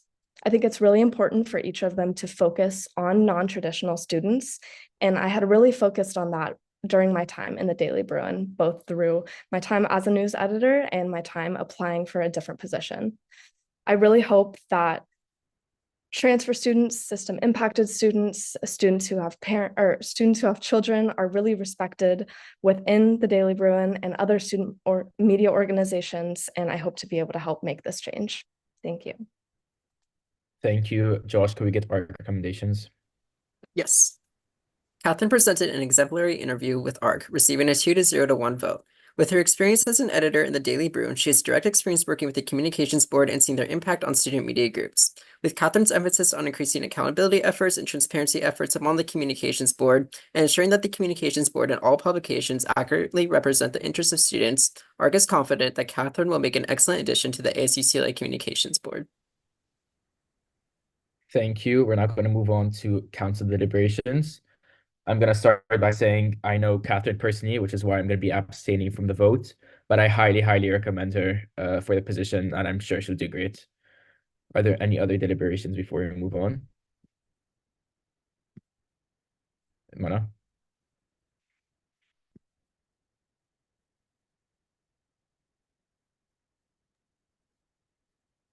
Okay, so I wanted to start off by saying that I was the abstain vote on ARC because Catherine is my appointee, but as stated in the ARC notes, Catherine had a very exemplary interview, and both in her initial application and the workflow, her dedication to the things that she's discussed both here and in the ARC interview is clear. And I know that Catherine is very qualified, and I would like to also highly encourage everyone else to vote yes, because I personally will also be abstaining in this vote as a result of the same reasons I abstained in the ARC interview. Yeah. Thank you. Anyone else? Sounds good. Could we get a motion, please?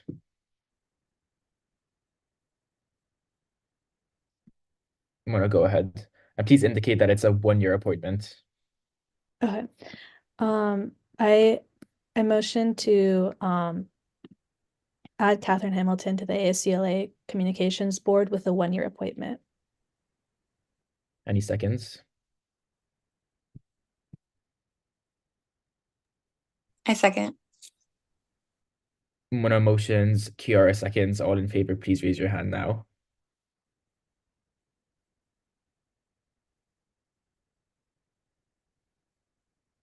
Also, I just realized that I don't vote, so I can't abstain in the first place. Please lower your hands.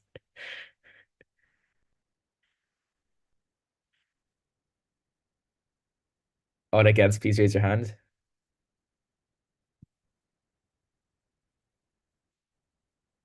All abstaining, please raise your hand. With a 12-0 to 1 vote, that motion passes and Catherine is appointed to Comms Board. Thank you so much. Thank you guys. I hope all of you have a nice night or a nice early morning if you are Adam specifically. Otherwise, if you are also early morning, I apologize. Thank you. We're going to move on to our final appointment for Community Activities Committee. I'm so sorry. Could you tell me how to pronounce your name? It's Ipshita. Hi. Cheetah, thank you so much. Whenever you're ready, proceed with your 1-minute opening statement. Um, Sorry, can you hear me? Yep. I'm so sorry. Okay. Hi, my name is Ipshita Ashrafi Haq. I go by the pronoun she, her. I'm a second-year political science student, and I'm gonna minor in public affairs, and I'm an international student from Bangladesh. I believe I'm an excellent fit for the Community Activities Committee due to my leadership, community service, and project management experiences. I was president of the Scholastic Photography and Media Club and vice president of both the Drama Club and Economics Forum. Back in my high school, I honed my leadership and organization skills, which are crucial for managing CAC's funding initiatives. My previous work with NGOs like Jago Foundation and Ashraf Funesa Foundation shows my commitment to community service and expertise in volunteer management and outreach. I've interned previously at the Ministry of Foreign Affairs and Power, Energy and Mineral Resources back in Bangladesh, and also at the Ministry of Foreign Affairs, which has helped me promote my budgeting skills. I have also worked at the budget desk in the National Parliament of Bangladesh, which has helped me hone my experiences in handling large budgets effectively. I've also worked previously in the last quarter at the USAC President's Office, which gave me an insight into student government operations at UCLA and has also prepared me to contribute effectively to the CSC. Thank you. And just as a reminder, please make sure to adhere to the 1-minute cutoff that we have. We're now going to move on to a 15-minute question and answer period. Does anyone have any questions? Yes, Kiara, go ahead. Hi there. Nice to meet you. My question for you is, what are 1 or 2 of your largest goals? What would 1 or 2 of your largest goals be for the upcoming year in this role, and how do you plan to achieve them? One of my largest goals is to make funding more approachable and more open to everyone across all organizations at UCLA. Personally, I was director of events at the Bengali Student Association last year at UCLA. And one of the biggest issues that I noticed that we had with outreach and everything was how little people knew about how to go through the whole procedure when applying for a fund, and then the amount of time that it took for the fund to get approved. And by the time that it usually get approved, it would be difficult to plan everything out. For example, sometimes when people need funds for outreach, it's like very imminent. For example, when people need it for disaster management, such as for help with like earthquakes or flood-prone areas, stuff like that, people I've seen that a lot of the organizations, they do not exactly know how to go through the whole procedure of asking for funds and then getting them and how to implement them properly. And I think one of my biggest goals is to provide those information and those training. So it would be to hold like a lot of information sessions, a lot of virtual or just provide resources that would help the different leaders or different people in different organizations all across UCLA to kind of understand how to apply for these funds, where to apply, what the timeframes are, and what to expect, and how to just make everything work. Another one of my goals is to be more transparent, to provide more transparency and accountability within the CAC. I know a lot of the problems that organizations that I've spoken to have is that a lot of the times when organizations do end up getting funds, the leaders it is not always clear what the funding is being kind of spent on. And I plan on, one of my biggest goal is to create a plan where we have an extensive amount of like an extensive planning when people or organizations are asking for funding from the CAC, and to kind of make a structure where there is accountability, so that after funds are given out, we kind of know what they are being used for. This could be through receipts that they're providing, so that we can follow up to kind of match on the initial promises that the organizations made that the funding would be used for, so that we kind of have a follow-up on if the funds are being implemented according to what they were promised for, or if the funds that we're providing are actually making a change and actually being used for proper outreach. Thank you, Chris Espino. Good evening. Thank you for being here. In your opinion, what are the ethical considerations that should guide the allocation of funds to ensure equity and inclusivity in community service initiatives? And how would you navigate potential conflicts or discrepancies in funding requests from different student-led programs? That is, I'm so sorry, could you repeat the question? That was... Sure. In your opinion, what are the ethical considerations that should guide the allocation of funds to ensure equity and inclusivity in the event initiatives? And how would you navigate potential conflicts or discrepancies in funding requests from different student-led programs? I believe that transparency and having a central system to kind of know how much funding we're providing for each kind of initiative or each organization, so that we can visualize how much of our funding is going into specific issues or specific outreach programs. For example, previously I've seen that a lot of the funding from USAC goes into a specific initiative, whereas other initiatives or other outreach programs do not get as much. So if we have a visual representation of how much of the money is going into where, we can kind of ensure equity, so that we know that certain initiatives aren't getting too much, or certain initiatives aren't getting too little. I believe that is something that could help with equity. I do believe that constant communication with the rest of the leaders and different programs, outreach communities, and organizations within UCLA would ensure that we are providing funding to causes that are more imminent, or causes that are of greater importance currently, as opposed to causes that can wait a little or get the funding later. I think that would, like, constant communication and repeated weekly meetings with organizations, so that we are up to date on what is happening around the world or around us right now, currently in UCLA, what the students want, what they're trying to help with, having an idea of, in general, what is going on around, and being politically active and politically kind of like know what is going on. That would help us with ensuring that like equitable distribution of the funds. I'm sorry, what was the second part of your question? The second part, which I do believe you answered, is how would you navigate potential conflicts and discrepancies in funding requests from different student-led programs?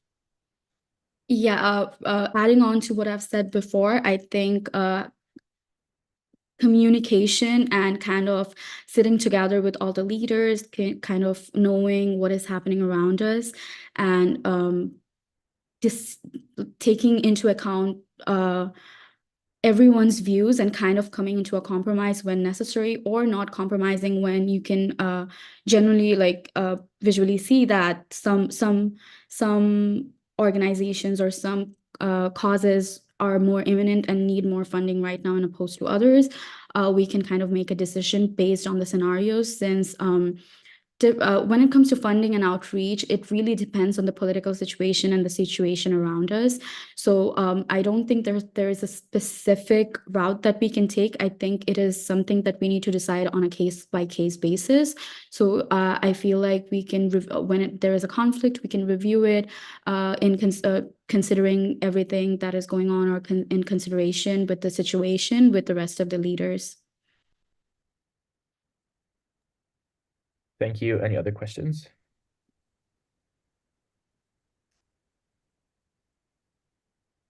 Sounds great. Whenever you're ready, could you proceed with a 1-minute conclusion? I'm sorry. I'd like to thank you all for coming here and giving me the time and listening to everything that I had to say. I do want to add that I've had a lot of previous experiences with budgeting. As I've said previously, I've worked at the Parliament of Bangladesh in the budget desk, so I kind of have an idea on handling large scale budgets. I've handled numerous clubs previously in my high school, and we've all had to work under a very small budget because high schools, as you know, do not have like a really big budget. And outreach was part of all of the clubs that I was a part of. So I've had to kind of navigate that. With my work with Ashraful Nasa Foundation back in Bangladesh. Bangladesh is a very flood-prone and disaster-prone area. So we've always had to manage funds where we would have to allocate it to, say, floodings or housing or poverty, and it would always be a difficult decision. But we've had to. I've had experience in kind of managing those according to the cases. So I do believe that those experiences would be very helpful if I were to be appointed at the CAC. Perfect. Thank you, Josh. Could we get ARC's recommendations? Yes. Ipshita presented a strong interview with ARC, receiving a 2-0 to 1 vote. During her interview, Ipshita displayed a clear passion for being involved in her community and assisting underserved communities. Her experience working with need-based scholarships in Bangladesh to assist marginalized communities facing food or housing insecurity makes ARC believe that Ipshita will be well suited to this appointment, as she will be able to apply many of her previously learned skills to this new position. Perfect. Thank you. We're now going to move on to the deliberations. Obviously, Pshita was my appointment, so I highly recommend, based on what I read and now from the interview, I highly recommend everyone votes to appoint her. Does anyone else have anything to say before we move on to voting?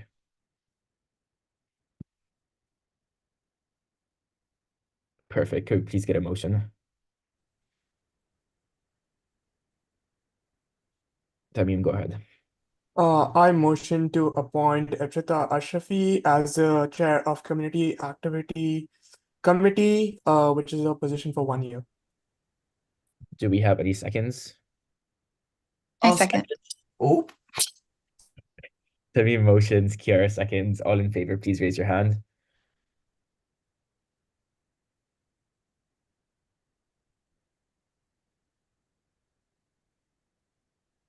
Please lower your hands. All against, please raise your hands. All abstaining, please raise your hands. With an 11 to 0 to 0 vote, with a 12 to 0 to 0 vote, that motion passes, and Pshita has been appointed to CAC. Thank you so much. Thank you so much. Done with appointments, and we're going to move on to officer reports. Just a reminder, outside of President, IVP, EVP, and AAC, try and keep it as brief as possible. You can have a full summary on your written notes, but for spoken notes, just try and keep it brief. I'm gonna start. I've had a very busy past 3 weeks. The Thursday after our last meeting, I had lunch with Vice Chancellor Monroe, Vice Chancellor of Student Affairs. We talked about the Office of the President in general and USAC-wide goals for the rest of the year or the upcoming year. And we just talked about strategies to work together and provide support to each other. Next, we have our admin check-in for the Thursday, June 6th. we met with the UCLA Foundation and UCLA Investment Company, and we talked about policies concerning the investments, both through the region's investments and the UCLA Foundation investments. I highly encourage everyone to read the EVP meeting notes from there. We cover everything that we talk about in those meetings. Next, I attended the Office of the President Leadership Banquet. I talked with leaders from various clubs about how USAC can support their initiatives and everything they have going on in the upcoming year. It's pretty fun. Next is my office director applications. So we launched about a week and a half ago, and we got 40 applications for 7 positions, which is very, very exciting. We're going to be reviewing and interviewing over the next week or so, and hopefully have a finalized team within the next 2 weeks. Next, we have the admin check-in of Tuesday, June 11th.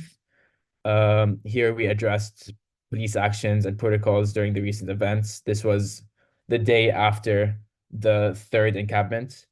We talked about the need for transparency and communication with regard to student arrests and a potential town hall to address student concerns.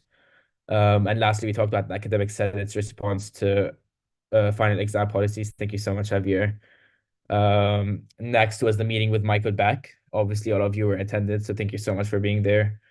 We just talked about what purpose the meetings would serve and the future relationship between USAC and Michael Beck.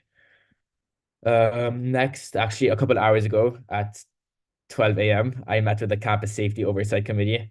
We have monthly meetings. We just talked about campus safety. We reviewed some reports that we got in, and we talked about the new Rick Basil's new the new Assistant Vice Chancellor Rick Basil and his office, and what role they're gonna have in terms of campus safety, and what role we are gonna have in terms of advising the AVC. And next we have the Unhoused Task Force meeting, which we briefly talked about in the Michael Beck meeting. That's something that I'm going to be attending on Friday. So if anyone has any concerns or wants to talk about that, please let me know. Next, we have the admin check-in of Thursday, June 13th. I'm going to keep it really, really short. We just talked about guidelines in regards to protesting and transitioning to having new meetings with the new chancellor. I met with the ASUCLA CEO, Por Abbasi, and we talked about the relationship between USAC and the ASUCLA Board of Directors moving forward and the integration of the newly chosen student Board of Directors. And last but not least, I wrote a welcome note that's going to be featured in the new student orientation packets. It's going to talk a bit about USAC and the Office of the President a bit in specific, just to give people an overview on what USAC is and what role we play, especially for new students. There's also a bunch of other stuff, but those were like 3 weeks ago, and I just forgot they happened. But it's fine. We'll move on to Josh. Sounds good. So for council work, ARC had 8 interviews this past week. 3 appointments were present in today's meeting. We'll have 3 appointments present at next meeting. Unfortunately, those other 3 appointments weren't able to make it tonight. Just a reminder to please continue looking at those appointment applications in the workflow. If you're an officer that has a lot of appointments, I think there's about like 60 or 70 pending applications right now. I also met with Poria, the ASUCLA director and CEO, to discuss the urgency of hiring another professional SGA accountant, as well as go over concerns with the deficit and how it will impact USAC surplus. I also addressed concerns on ASUCLA employees working overtime and not getting paid for overtime hours, and I had a follow-up meeting with Pamela about that today. And I also met with Pamela and Fernando to discuss the deficit and how that will impact USAC surplus. And then along with many other people here, I met with Michael Beck and his chief of staff to bring up the possibility of him joining CSA meetings as well as his chief of staff. In terms of, and then I'll also be reaching out to the ACCLA board of directors, the undergraduate representatives this week to discuss ways we can improve collaboration and transparency between USAC and ACCLA bod. And then in terms of office work, I finished up some transition posts with Megan on our Instagram. We extended our application deadline. It closed a few days ago, and in total, we received 36 director and executive staff applications, which was super exciting. So far, we've done 19 interviews.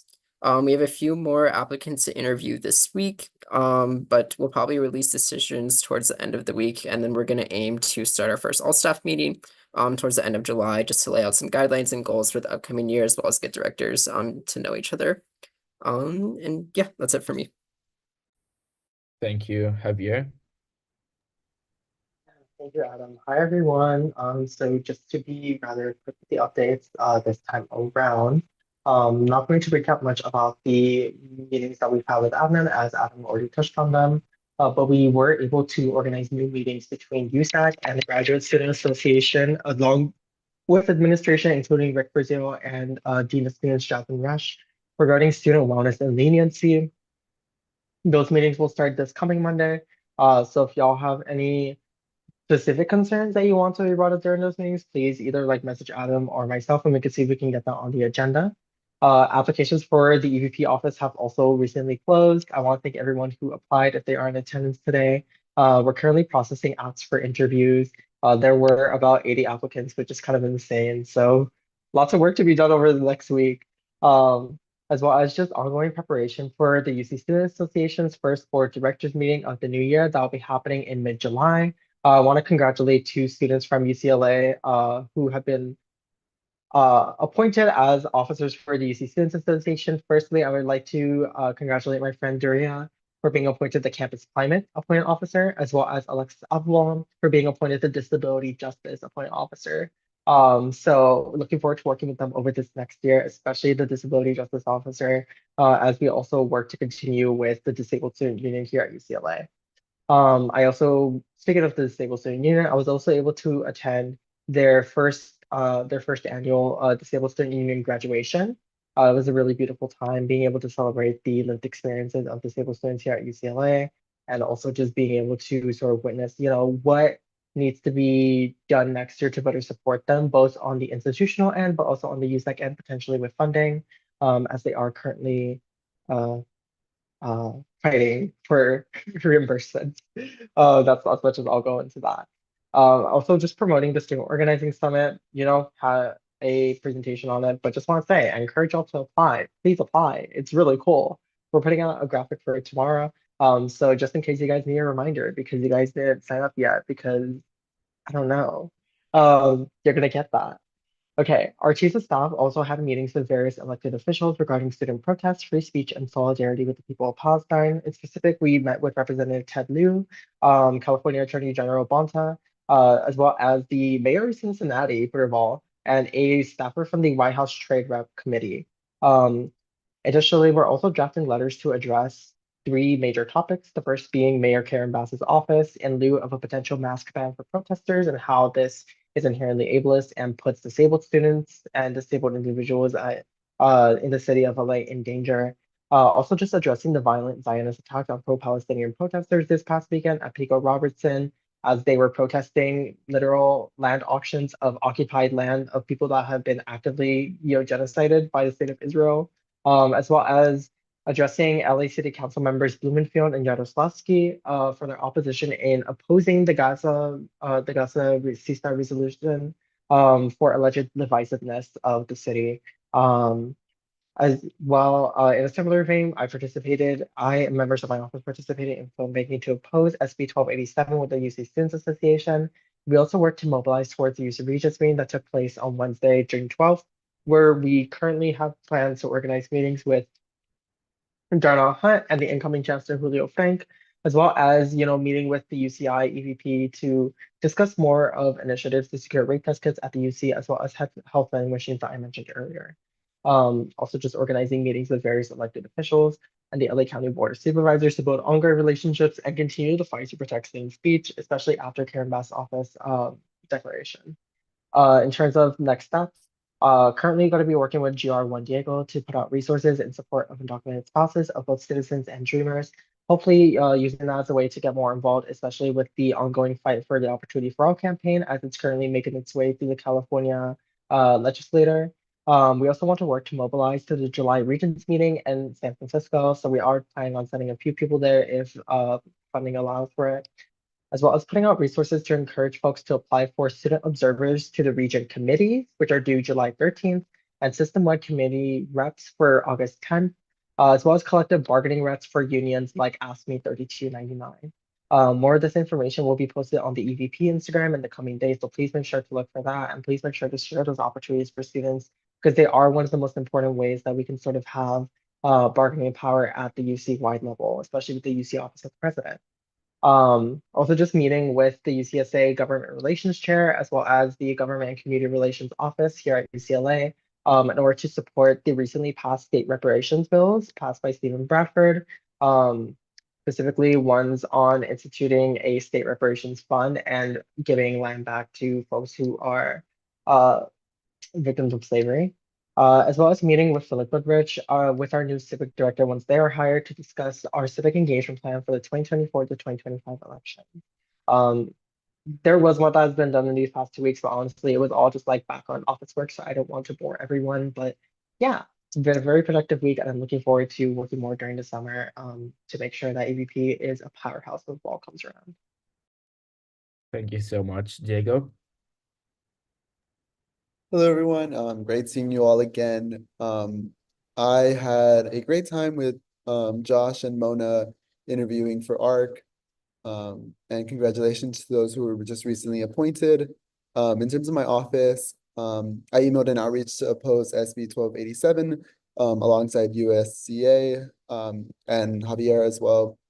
I have my directors and staff applications that will be coming out soon.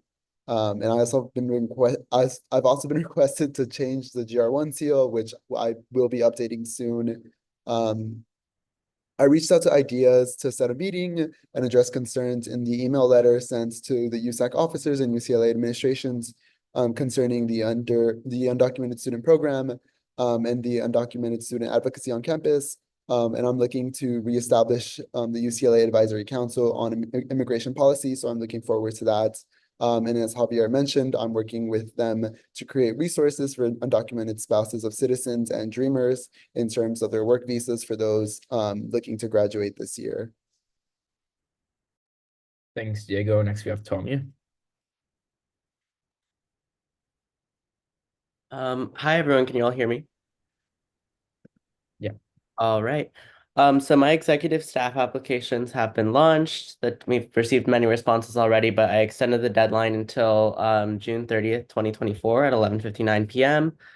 At the first Northwestwood Neighborhood Council meeting of this month, I questioned entities including the Office of State Assembly Member Rick Chavez-DeBur, the Office of U.S. Congressman Ted Lieu, LAPD, and UCLA Government Relations on the response to the violence and injustices that took place on 4/30 and 5/1.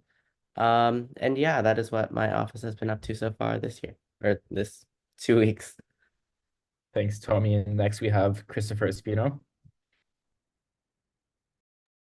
Good evening, everyone. My office has engaged in discussions on how my office could support the Michelson 20mm Foundation's advocacy for President Biden to fulfill his promise regarding textbook affordability.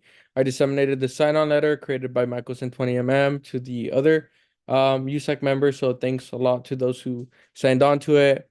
I also wrote letters to the Chronicle for publication in regards to supporting textbook affordability. I reviewed submissions for the Academic Affairs Commission's Executive Board and Directorships.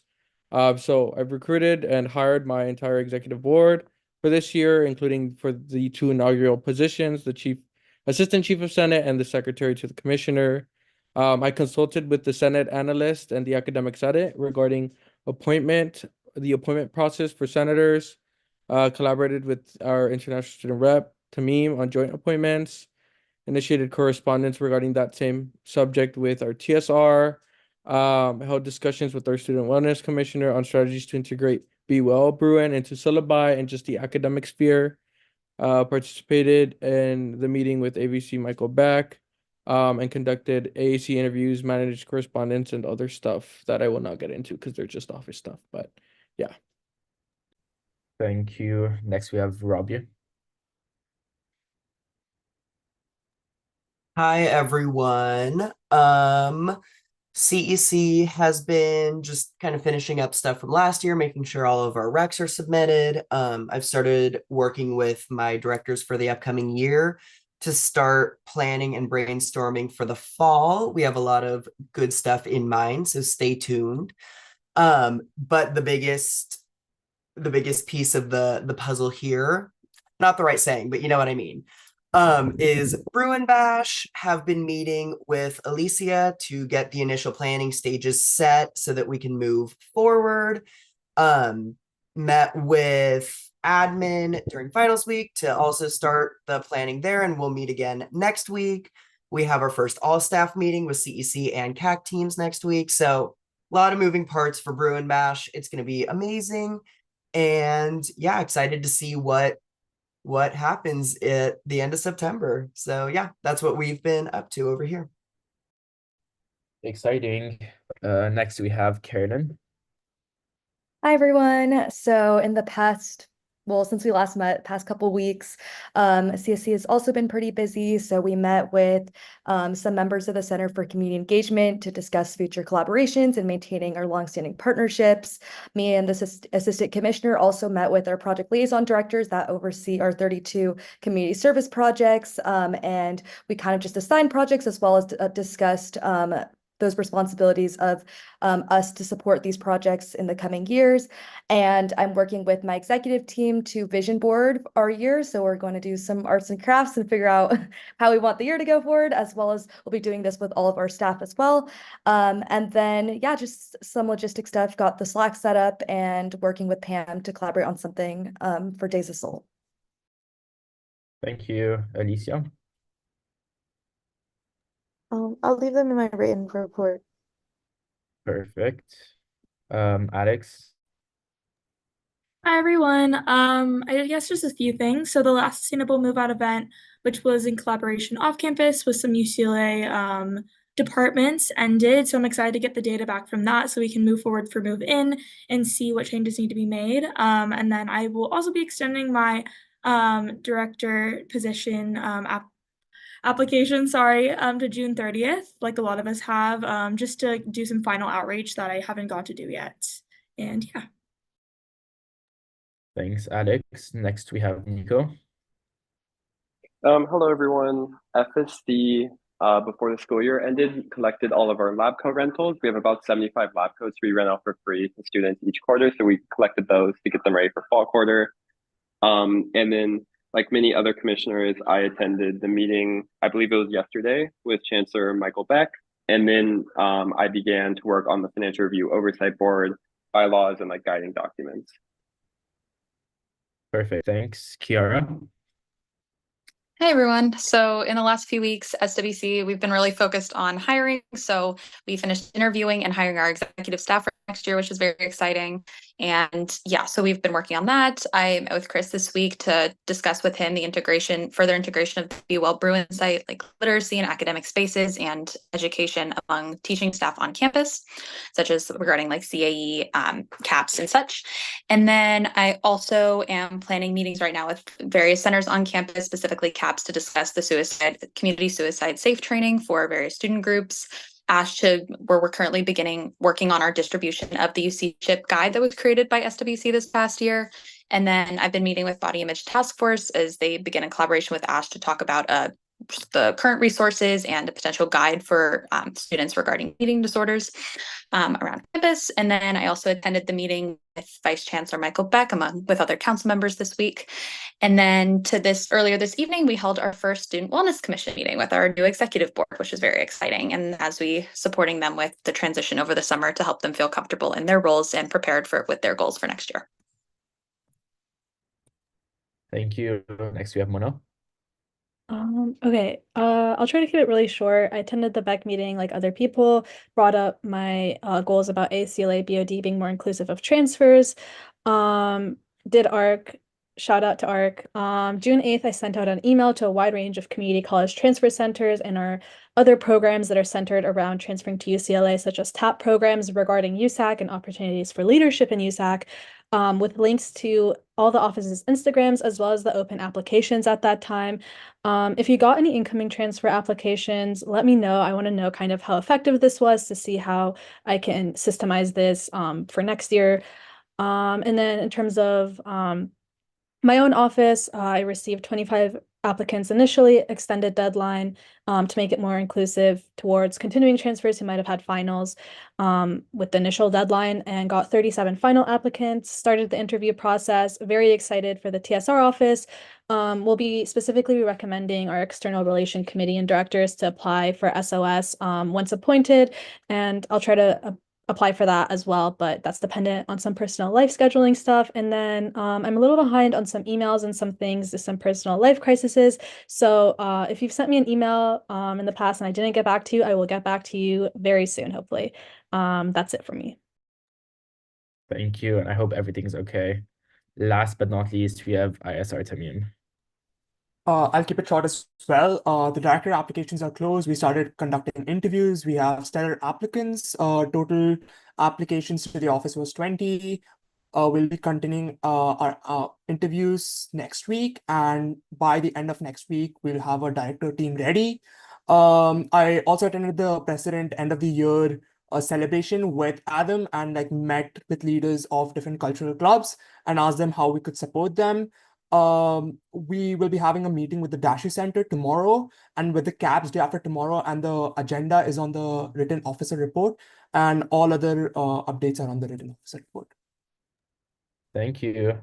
Next, we're going to move on to admin reps, starting with Orlando. Hello, everyone. I have no updates. Perfect. Next, we have Jessica. Hi, everybody. I got a lot of updates for you, so I apologize in advance. I'm going to try to keep it brief, just in case there are questions that you have that you want addressed now, but I will make sure I follow up in an email so that you don't lose out on any details. But the first couple things I want to get into regarding SGA. So again, just to reiterate for anybody that got funded for capital items through contingency, please do your recs this week if we need them by Friday to be able to process them in time. And if you did get funded for any computer or technical equipment, it does need to go through purchase order through the UCLA store. So the team can help with any of that. If there's any questions, we can connect offline, but I want to make sure those are pretty urgent to get in because we were already past our rec deadline for the year.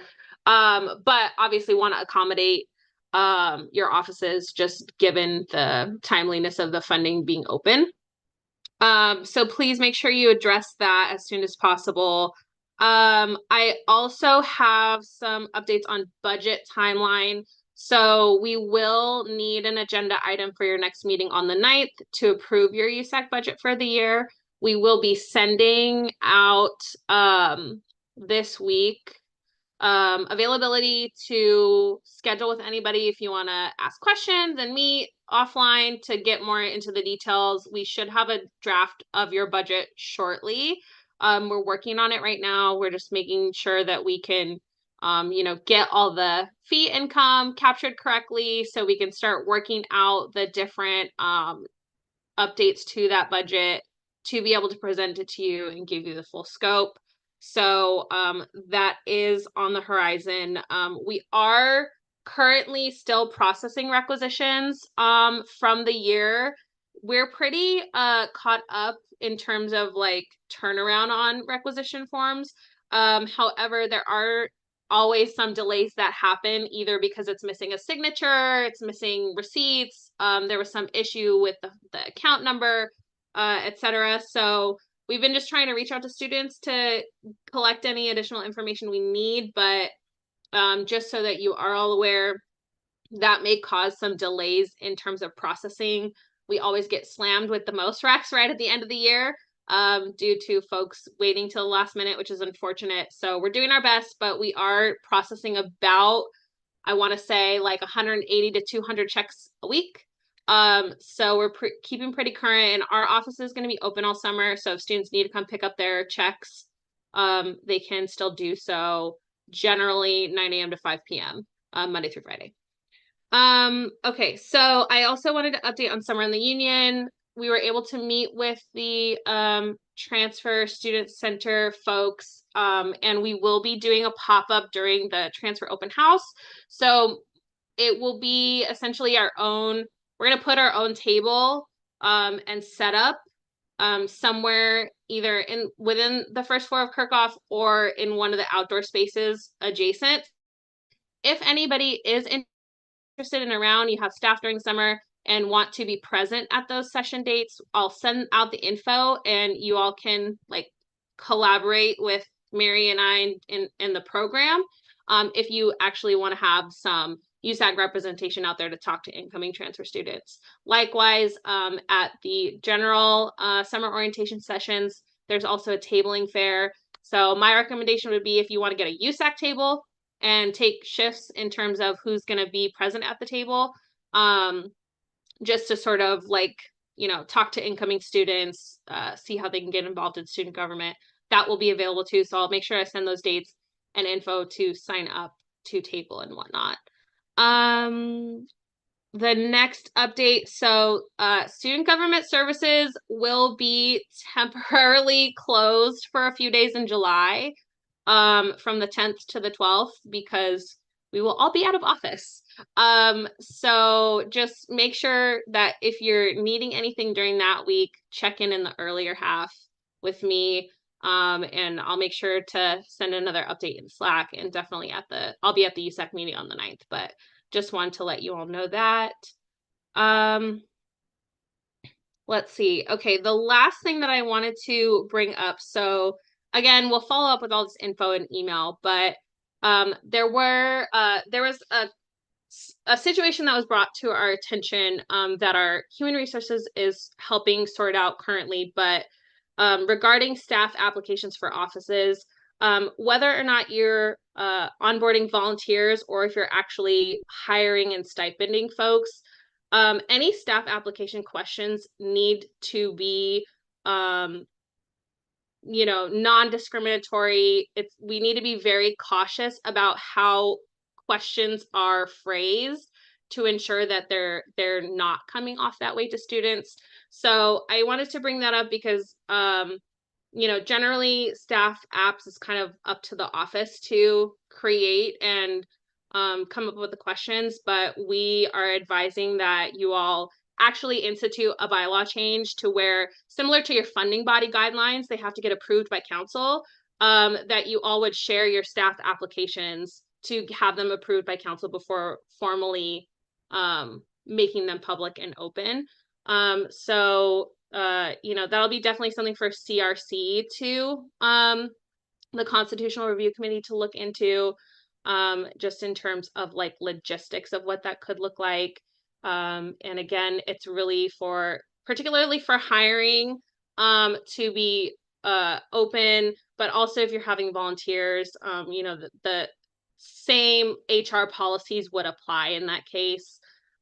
So yeah, just wanted to share that update so that you all can work on defining sort of what that process looks like.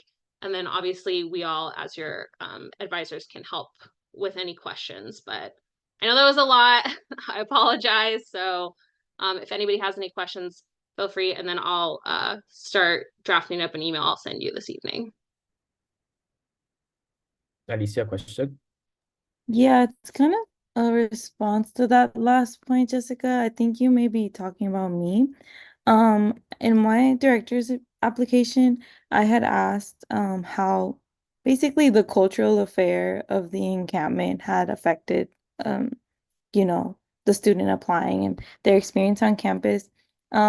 Just generally because of the presence of cops on campus and how ultimately the cultural affair like has impacted our lives and changed it forever.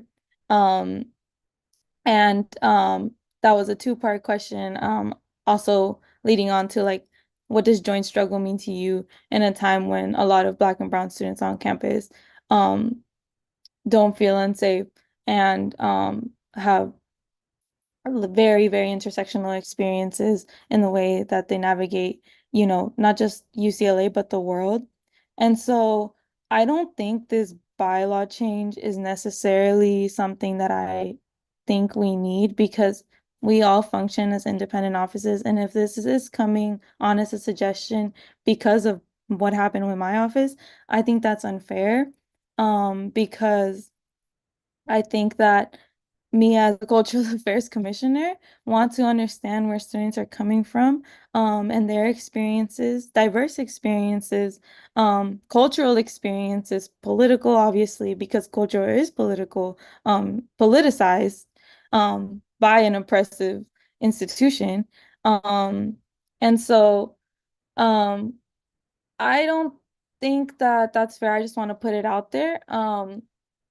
And be very transparent about that. And, like this had nothing to do with whether a student was literally involved directly in the encampment. It literally had to do with like how it's affected their lives ever since then with their friends or people, fellow students in the classroom that were arrested, were brutalized, like were like treated with so much harm, intentional harm by our institution.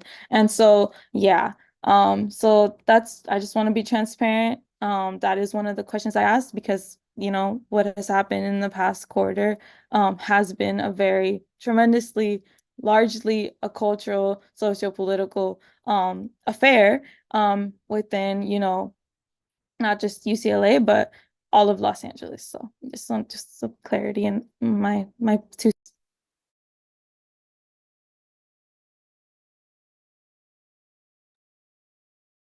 I think we can discuss that as a council first and then see where to go from there. But we definitely hear you. Next we're gonna move on to Lori. Hey y'all, just two things. Since you've gotten so many applications for directors positions in your offices, don't forget if you have appointments to fill those with maybe some of your applicants for directors if you like them. And then the second thing is I have to nominate people for Leadership Academy by the 28th. I've nominated 3 of you so far, so if you still want to be nominated, please Slack me and I will submit your nomination. That's it. Thank you, Lori. Next we have Jonathan.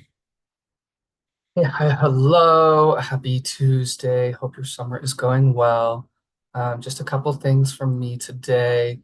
First, love to hear that you have a bunch of appointment applications. Do just want to second Josh's call to go through those and do those sooner rather than later. You really don't want these to pile up towards the end of the summer, and then you have another, 8, 12-hour meeting of just appointments. So particularly with appointments, the Student Health Advisory Committee has asked me to bump those appointments. They'd like to get those in sooner rather than later. If you are, let me pull up my list. If you are Adam, Javier, Diego, Alex, or Mona, I'm still missing module set 2 from you. Those include contracts and requisitions, and off-campus activities. So your ability to engage in those things may be affected if you do not fill those out and finish that. So please do so ASAP. They are almost a month overdue at this point. I am out of office next week and the week after. So I'm leaving on Saturday and I will come back July 16th. So if you need anything from me or you anticipate needing anything from me, let's hammer that out this week.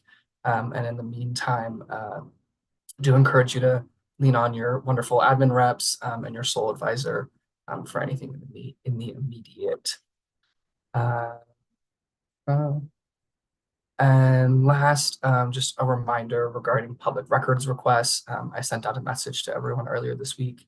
But if you do receive public records requests from UCLA's Office of Information Practices, you are legally required to comply with those requests. And there are legal and USAC and ASUCLA and UCLA repercussions should you not comply or should you alter or omit records. So please take that seriously. You should respond within 5 business days unless the Office of Information Practices gives you a different deadline. And we will provide records on your behalf should you fail to comply. If you have any questions, do let us know. But again, we are a public institution. You all are publicly elected officials, and all of your written records are requestable at the state and federal level. That's it for me. I think Robbie has a question. I just have a quick question for you, Jonathan, on the public records request. Do directors in our offices also fall under the same jurisdiction? I just want to know, to make sure we're all on the same page. Yeah, so because they're working in capacity in your organization, they are considered a part of your organization and therefore a part of ASU CLA, and therefore would be subject to those same requests if they come in.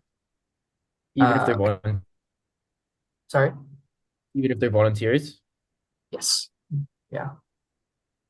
And it's 5 business days. Perfect. Last but not least, we have Fernando, who is unfortunately joining us for the last time.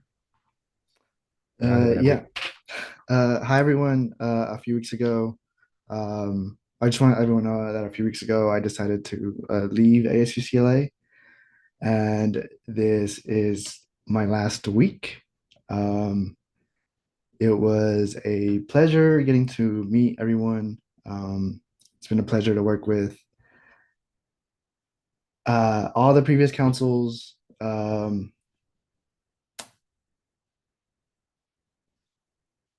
Unfortunately, I have to step away. But from what I've seen so far, I'm optimistic about the future of this year's USAC, and I hope that you guys are able to complete all your goals. And just wanted to extend the invitation. I will be available as an alum in an alum capacity. So if you ever have a question that isn't a private matter, and you want my contact information, I'm always happy to help. I do have a lot of knowledge, so if it's in an alum capacity and you want to reach out, then I am happy to do so. So yeah, and then this is my last meeting. So good luck with the rest of them. Thank you so much, Fernando. You're going to be missed a lot over the past couple of years. You've been of great help to all of us, and you'll definitely remain part of the USAC family. So thank you so much on behalf of all of us. Next, we have to move on to bylaw changes, old business, starting with Javier's. If you want to reread it, Javier, and then we can deliberate and vote on it. Yeah, of course. Can we get that screenshot again? Yes, sorry, give me 1 second. Take your time.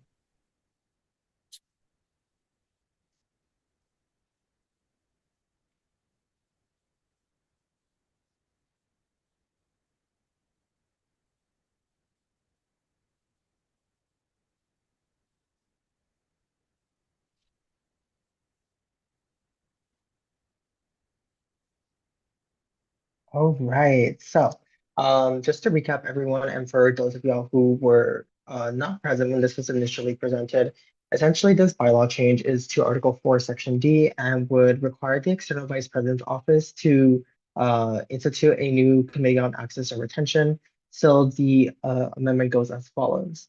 Item 6, the External Vice President shall have a Committee on Access and Retention led by 2 directors whose work will consist of supporting the following initiatives. Item A for the Director of Access, the main job is to lead the Access Committee and whose effort will relate to Black student recruitment, retention, and access at the University of California through active collaboration and organizing with the African Student Union and the Harambe Council. The Director of Access will also be responsible for connecting with the USAC transfer representative to increase the visibility of the UCLA transfer student body and seek to improve the institutional ties and support that the transfer community at UCLA has access to. Item B, the Director of Retention, whose main job will be to lead the retention committee and whose efforts will relate to working with the mother organizations the Campus Retention Committee, the Bruin Resource Center, and other relevant affiliates that promote the retention and matriculation of historically underrepresented student groups at UCLA. This will be achieved through, but not limited to, regular meetings scheduled at the discretion of the director with constituents, organizing meetings with various administrators and/or the UC Office of the President to discuss means of increased support, such as institutional funding for admin events, and more as needed throughout the director's tenure in an academic year. Moving on to item 7. Additionally, the Access and Retention Committee shall have the 2 following teams under them. Item A for this one is the Mother Org Liaison, which will be led by the Director of Retention, which is the student representatives that preferably have a history of active membership and/or community building within the Mother organization space, serve as liaisons between the EVP office and the various Mother organizations to collaborate on various initiatives to bolster retention rates and greater support for the various student-initiated programs that they host. And last but not least, item 7B, the Black Student Affairs Team, which will be led by the AVP Director of Access. This will work with the Black Student Success Appointed Officer of the UC Students Association on efforts relating to Black student access, recruitment, and retention at the UC, and will work with the African Student Union and the African Black Coalition on developing meaningful efforts and initiatives to support and uplift Black Burns to community building events, to advocating for the African Student Union and needs of the Black student community at large, and higher education to UCLA administration. Yeah. Thank you, Javier. Do we have any comments or questions for Javier before we move to a vote?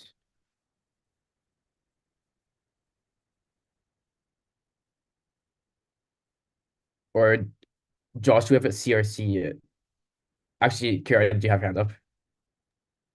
Yeah, no, I was just gonna say, I'm sitting on like the Constitutional Review Committee. I've heard Javi talk about this previously as well, and I think he has very much thought through thoroughly what these would look like and be able to be effective in the upcoming year under his office. So I think these would be very strong additions for the pass.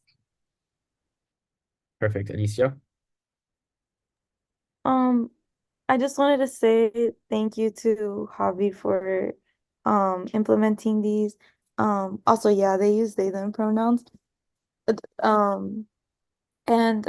Because first of all, like there have been a lot of in my time on council, like there has been a large disconnect with like the mother orgs and between USAC and the mother orgs with transparency and accountability. Mostly if not all from USAC and ASUCLA. And so these liaisons are really, really important, especially to like the committees that we serve, like the Campus Retention Committee and the Student Initiated Outreach Committee, all student-led by like orgs in the Mother Org Coalition. Yeah, I just want to say thank you, Javi, for doing this. Thanks, Alicia. We now have a statement by CRC. Josh? With the 4-0 to 1 vote, CRC approves of this bylaw change. With Javier's experience in EVP, CRC has no doubt that these bylaw changes will allow EVP to accomplish its goals more effectively. We are excited to see these changes implemented to increase retention rates among historically marginalized communities at UCLA. We are additionally excited to see the avenues EVP will take to collaborate with mother organizations in the future to incorporate their initiatives. Thanks, Josh. Does anyone have a motion?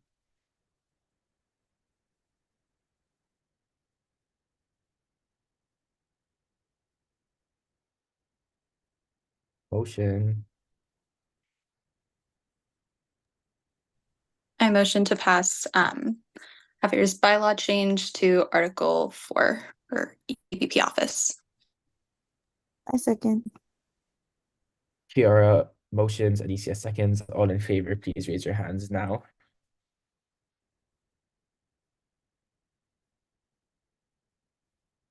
Please lower your hands.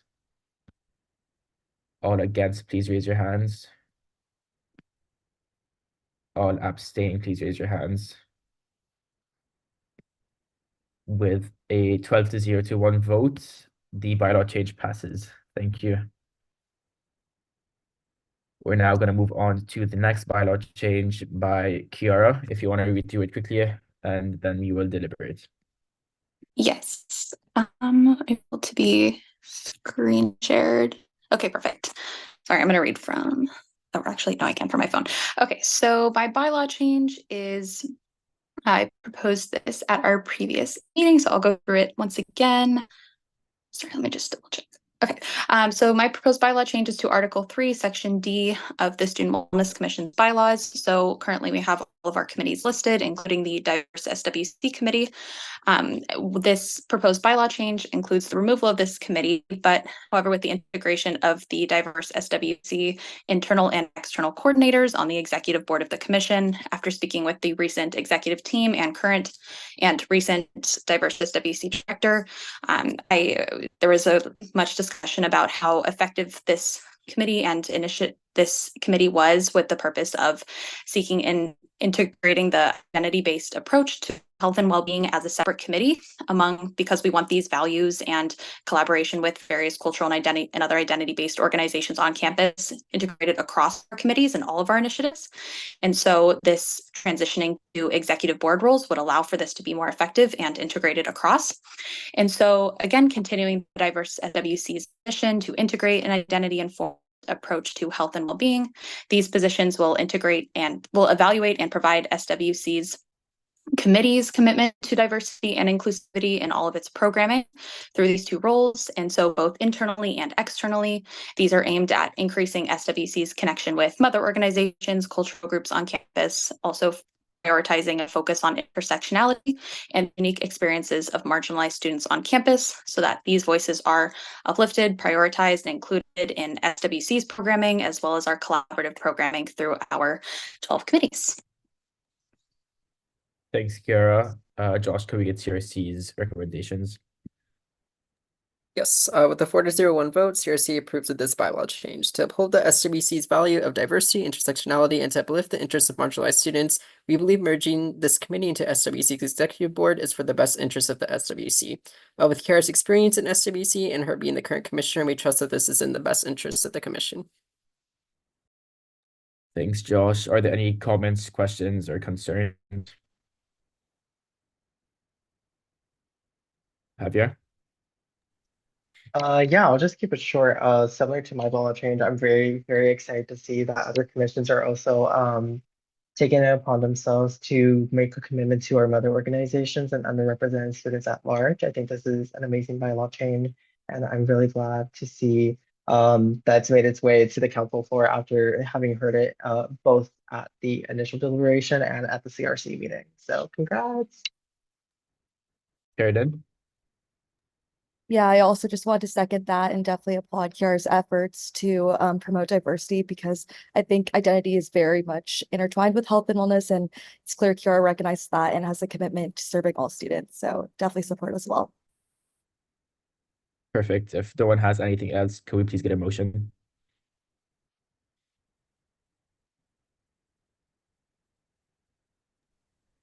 I motion to approve Kiara's bylaw change to Article 3, Section D for the SWC. I'll Second. second. Who was that? Was it Alex? Yeah, I think there was multiple, but yes. Javier motions, Alex seconds. All in favor, please raise your hands now. Please lower your hands. All against, please raise your hands. And all abstaining, please raise your hands. With a 12-0-1 vote, that motion passes and the bylaw change is made. Thank you, everyone. Lastly, in new business, we have USAC allocations. However, I believe the person I was presenting is not here today, and the allocations have not been updated. But since this is an action item, we need a motion to table this item. So if anyone could motion to table USAC, Josh, go ahead. I motion to table the OSAC allocations item to the July 9th USAC meeting 2024. I second. Thank you. Josh motions, Alicia seconds. All in favor, please raise your hand.